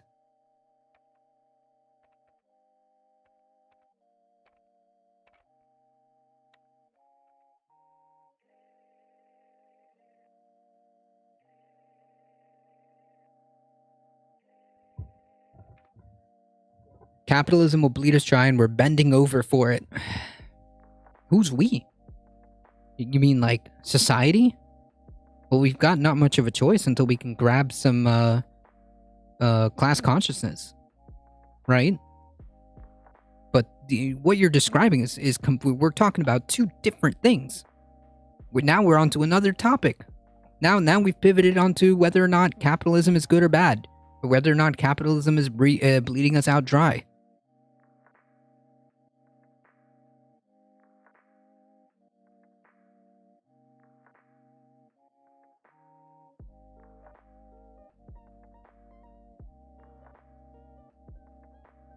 Nothing will change because people are pontificating online instead of spending time phone banking for progressives and leftists on the ballot. Yeah, that's true. That's a good point. That's a good point. My job is to pontificate about how it's important that we need to get involved. My job is to pontificate about how crucial it is that we stay engaged. But no, you're right, Surfer McCready. You're 100% correct.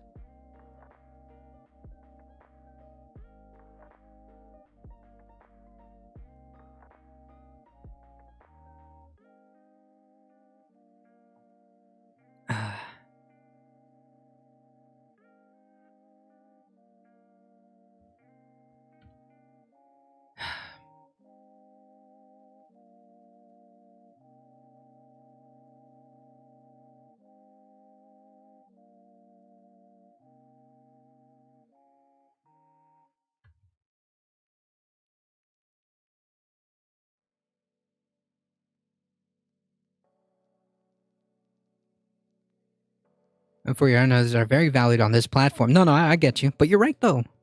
It's true. I appreciate the chat. No problem.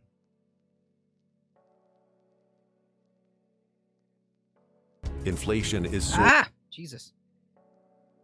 Inflation is only caused by government spending. There's absolutely no other possible explanations for inflation.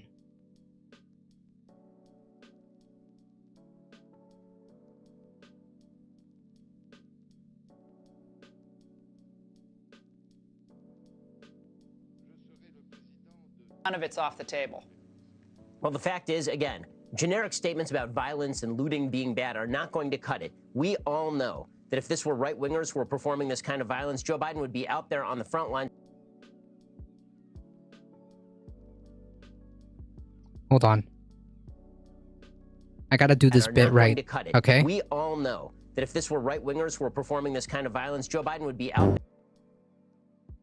Yeah. Anyway, so this clown ended up being caught because of course, did you think that you were just going to engage in insurance fraud? Especially making the public outburst that you did, that none of this is what's going to be found out? Yeah.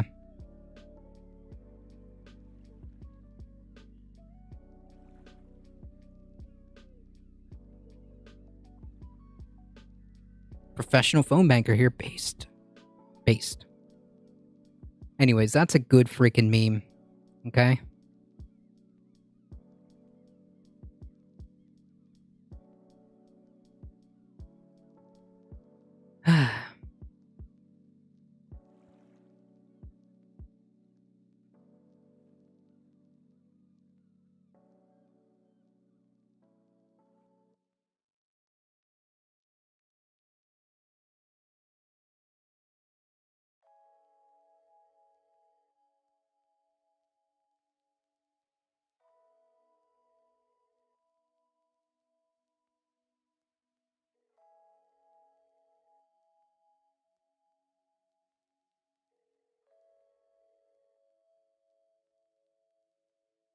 Really quickly,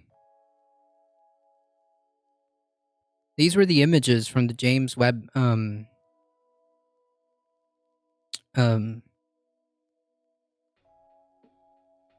telescope.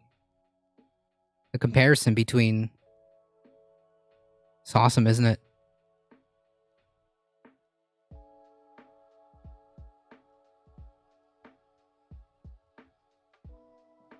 If you guys want to check that out, join the Discord and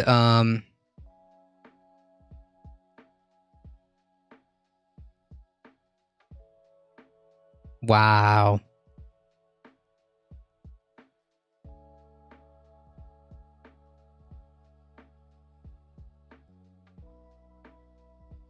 And check it out on the Discord. NoobTube, thank you for the follow. I appreciate that.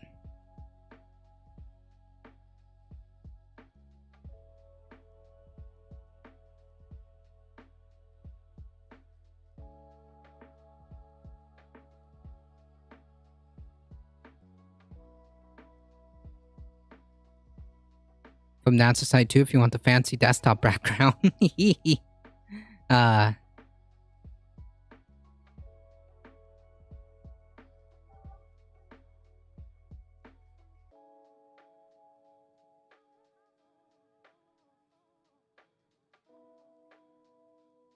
Folks, I do think that we need to go into this one before anything.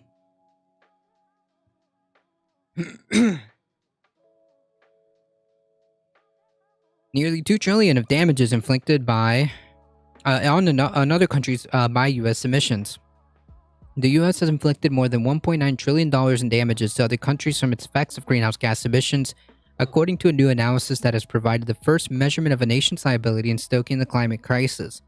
The huge volume of planet-heating gases pumped out by the U.S., the largest historical emitter, has caused much harm to others, mostly poor countries, through heat waves, crop failure, and other consequences that the U.S. is responsible for about $1.9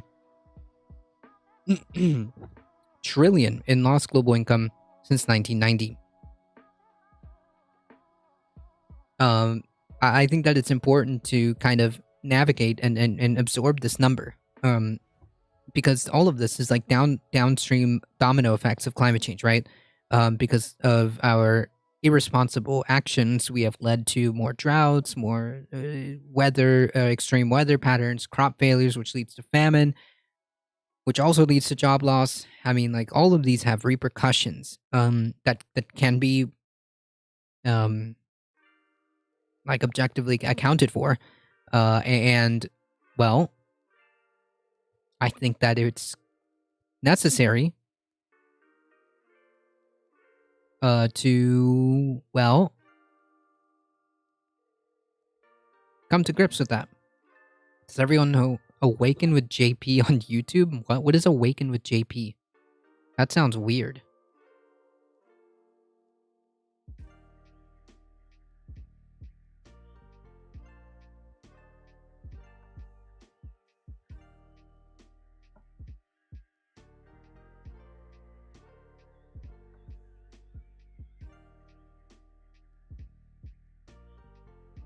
Oh yeah, this guy, yeah, he's like a weird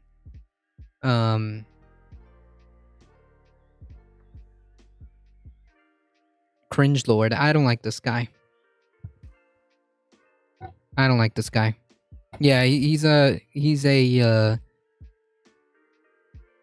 comedian, free speech bro. Oh, he's a right-wing grifter. Yeah, I mean,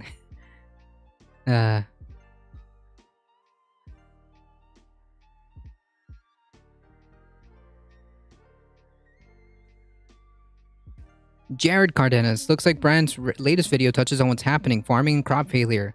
Yeah, he's talking about the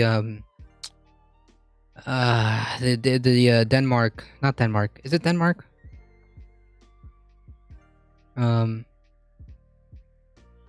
He's talking about the farmer protest. That's it.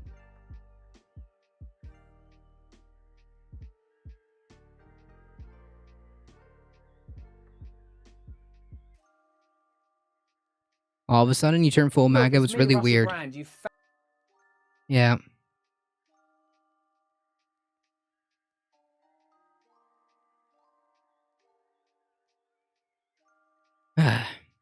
This puts the U.S. ahead of China, currently the world's leading emitter. Russian, Indian, and Brazil as the next largest contributors to global economic damage to their emissions. Combined, these 5 leading culprits have caused a total of $6 trillion in losses worldwide, or about 11% of annual GDP since 1990, by fueling climate breakdown. Yeah. That is huge. Left and Reckoning did a 2020 farmer report with Kowalski. Yeah. Kowalski is a regular of the Majority Report.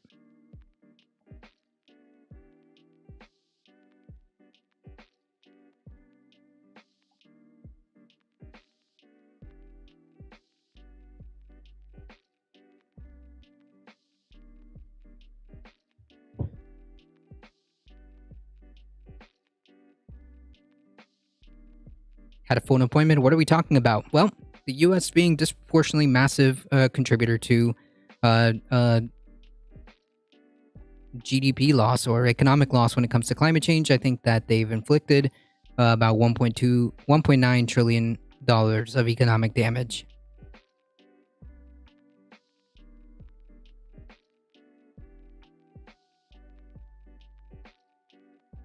What they found was a perniciously uneven picture. Rich nations in northern latitudes, such as North America and Europe, have done the most to fuel climate change, but has not been severely harmed for it economically.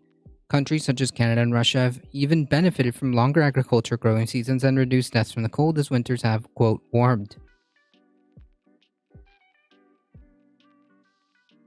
Conversely, poor countries such as those found in the tropics or low-lying Pacific islands have done the least to harm other nations and yet are suffering the brunt of the economic damage from climate change. Yep.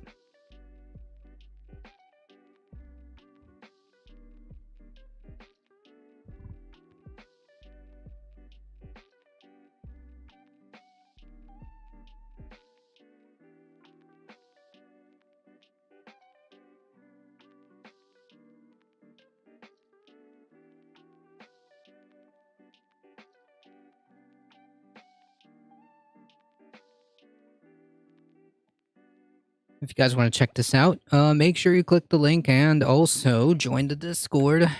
It's there.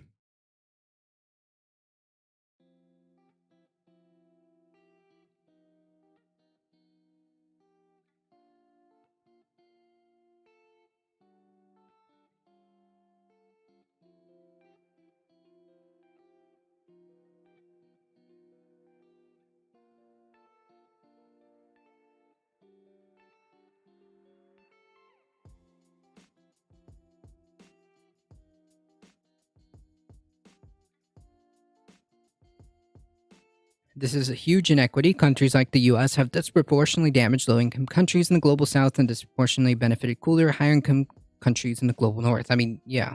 Because, yeah.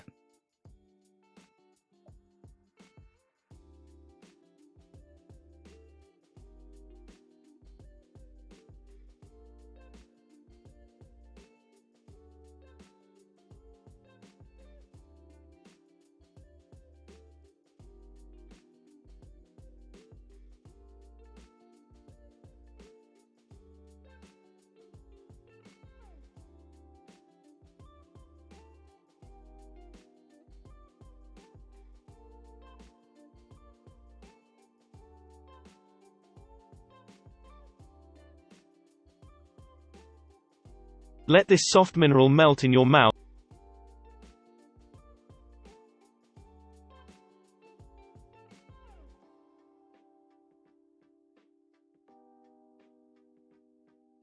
Maxwell's sentencing and the elites she serviced remaining free. The January 6th committee's super successful witch hunt against Trump.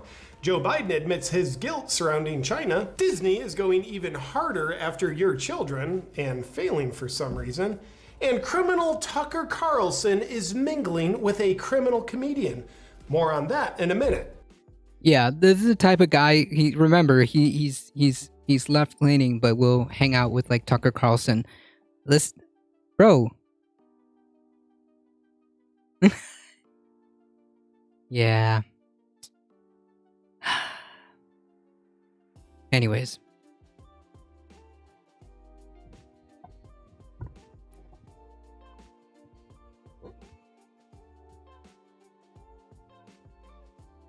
Just to be clear, Tucker Carlson isn't having him on because he's of opposing views, okay? Tucker Carlson's not interested in that anymore. That sounded like Matt Frewer. I think he was trying to make a parody of Some More News. Cody Shoddy. I think that's what he was trying to do. He was trying to make a parody of Cody Shoddy.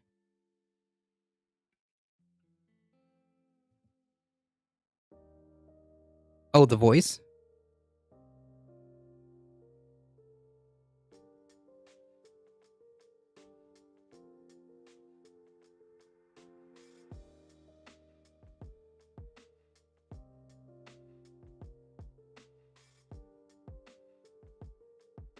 I don't know. It's his channel.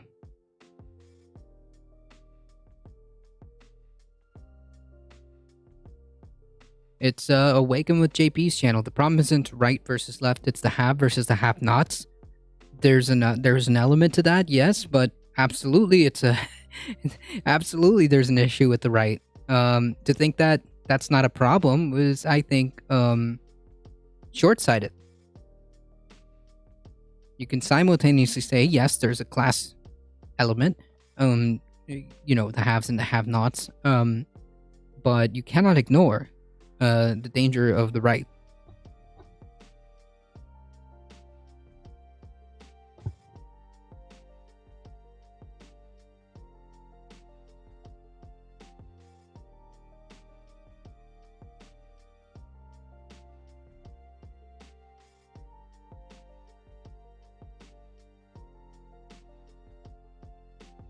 Yeah, like 8 days ago, here we have Awaken with JP making fun of Greta Thunberg.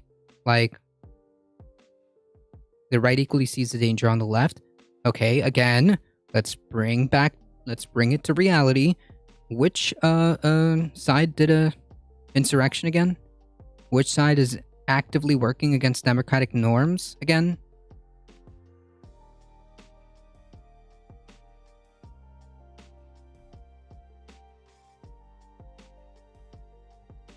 Who has the overwhelming amount of domestic terrorism counts? Yeah. Anyways,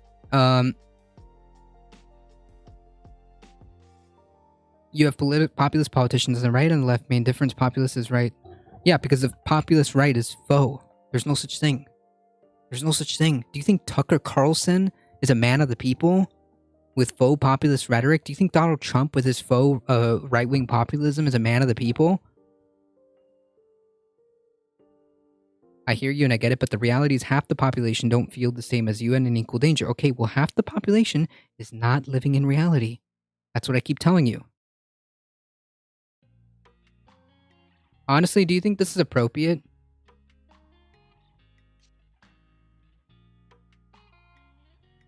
Could do anything?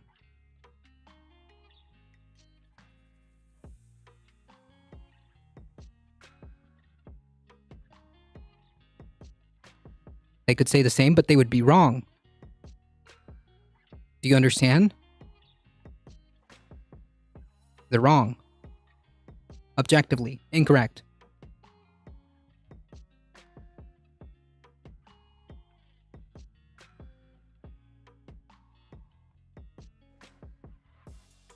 It's not about hating people.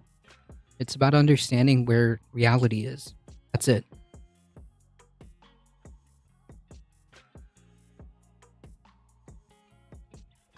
And so you would be from their perspective. I don't have their perspective because I live in objective reality. What are you talking about? How are you the arbiter of truth? My name is a difficult truth. Yeah. How do I determine what is true? I try to be as objective as possible with whatever the facts that I have access to. That's how I make a determination of whether or not something is true or not. I try to look at things as they are. If you can't agree with the grass being green, it's hard to speak to you. Thank you. Thank you. That's all I'm saying. Holy yikes. That's it. That's all I'm saying. Do you see how circular? I'm not being circular. My logic isn't circular whatsoever. I don't think you understand what that word means.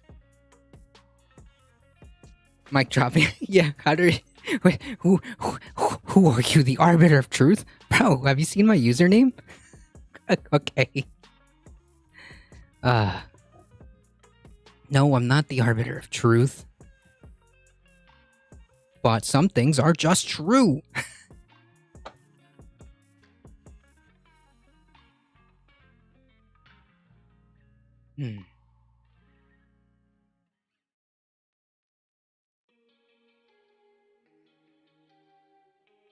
But you're clearly not objective in your speech, and how's that?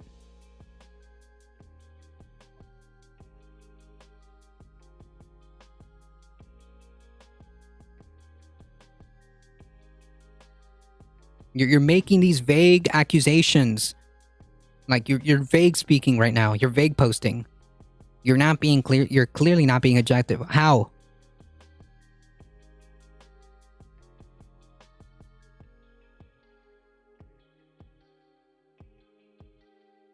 What part of what I said was not true?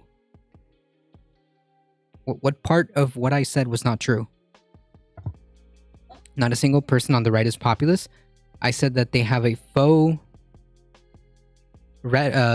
populist rhetoric. Because at the end of the day, to be like right wing inherently is not as populist as it's incompatible with populism as far as that's concerned. Like, I'll give you an example. Do you think that Tucker Carlson is a populist? Do you think that he's really an anti-establishment person?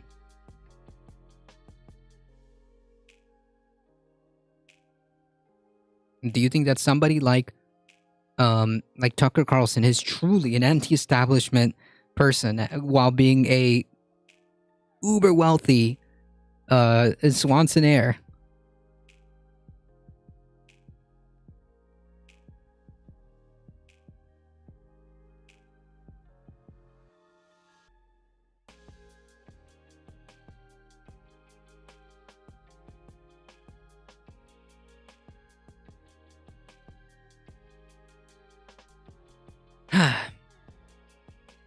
You think I would listen to Fox? Okay, I'm giving you an example. One of the most prominent right-wing populists.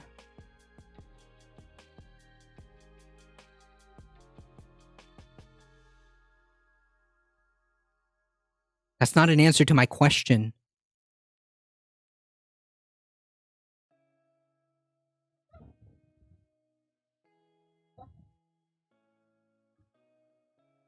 But he's not a populist. No, he presents himself as one. But he's on the right. He is a faux right-wing populist. But when you dig deeper, it turns out no such thing.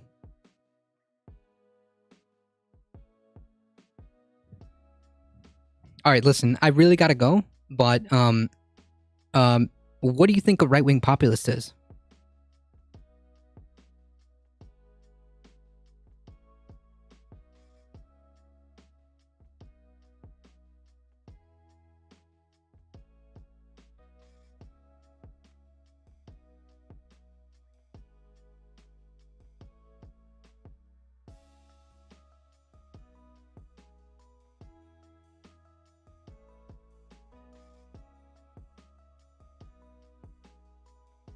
Oh, don't give it away, Surfer. I think Tucker is selfish and more independent than others. What? He's not independent. Someone who wants everyone to do better for themselves. That's not a populist. That's not a right-wing populist. That's not even populist. That's not what that means. Populist is... Okay. Jesus Christ. Who strives to appeal to ordinary people to feel that their concerns are disregarded and anti-establishment. That's what populist means. Not someone who wants everyone to do better for themselves. That's a generic, vague post. Anyone could say that.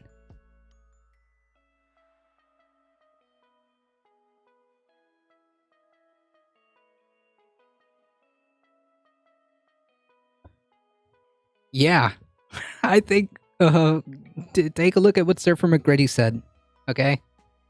Anyways, yes, that's not what populism means. But yes, sure. What you're describing is someone not on the right.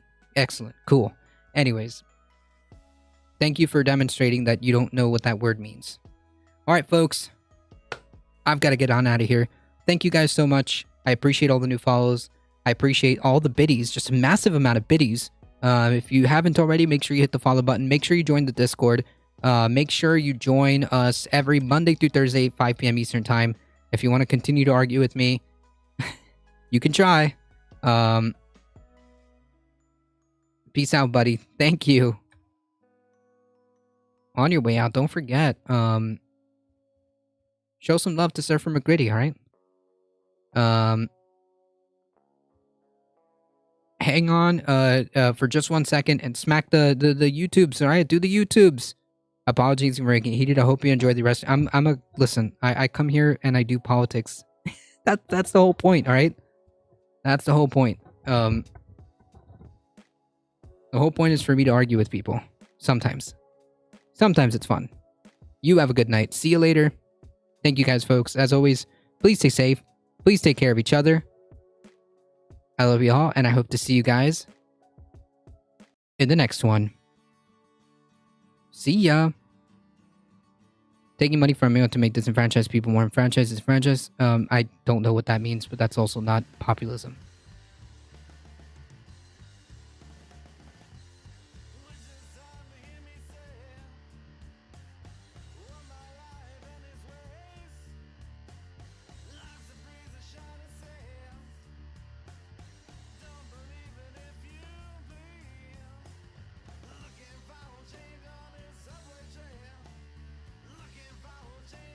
All right. We're heading out in 5, 4, 3. I think that's about fast food joints. Wait, what? The song?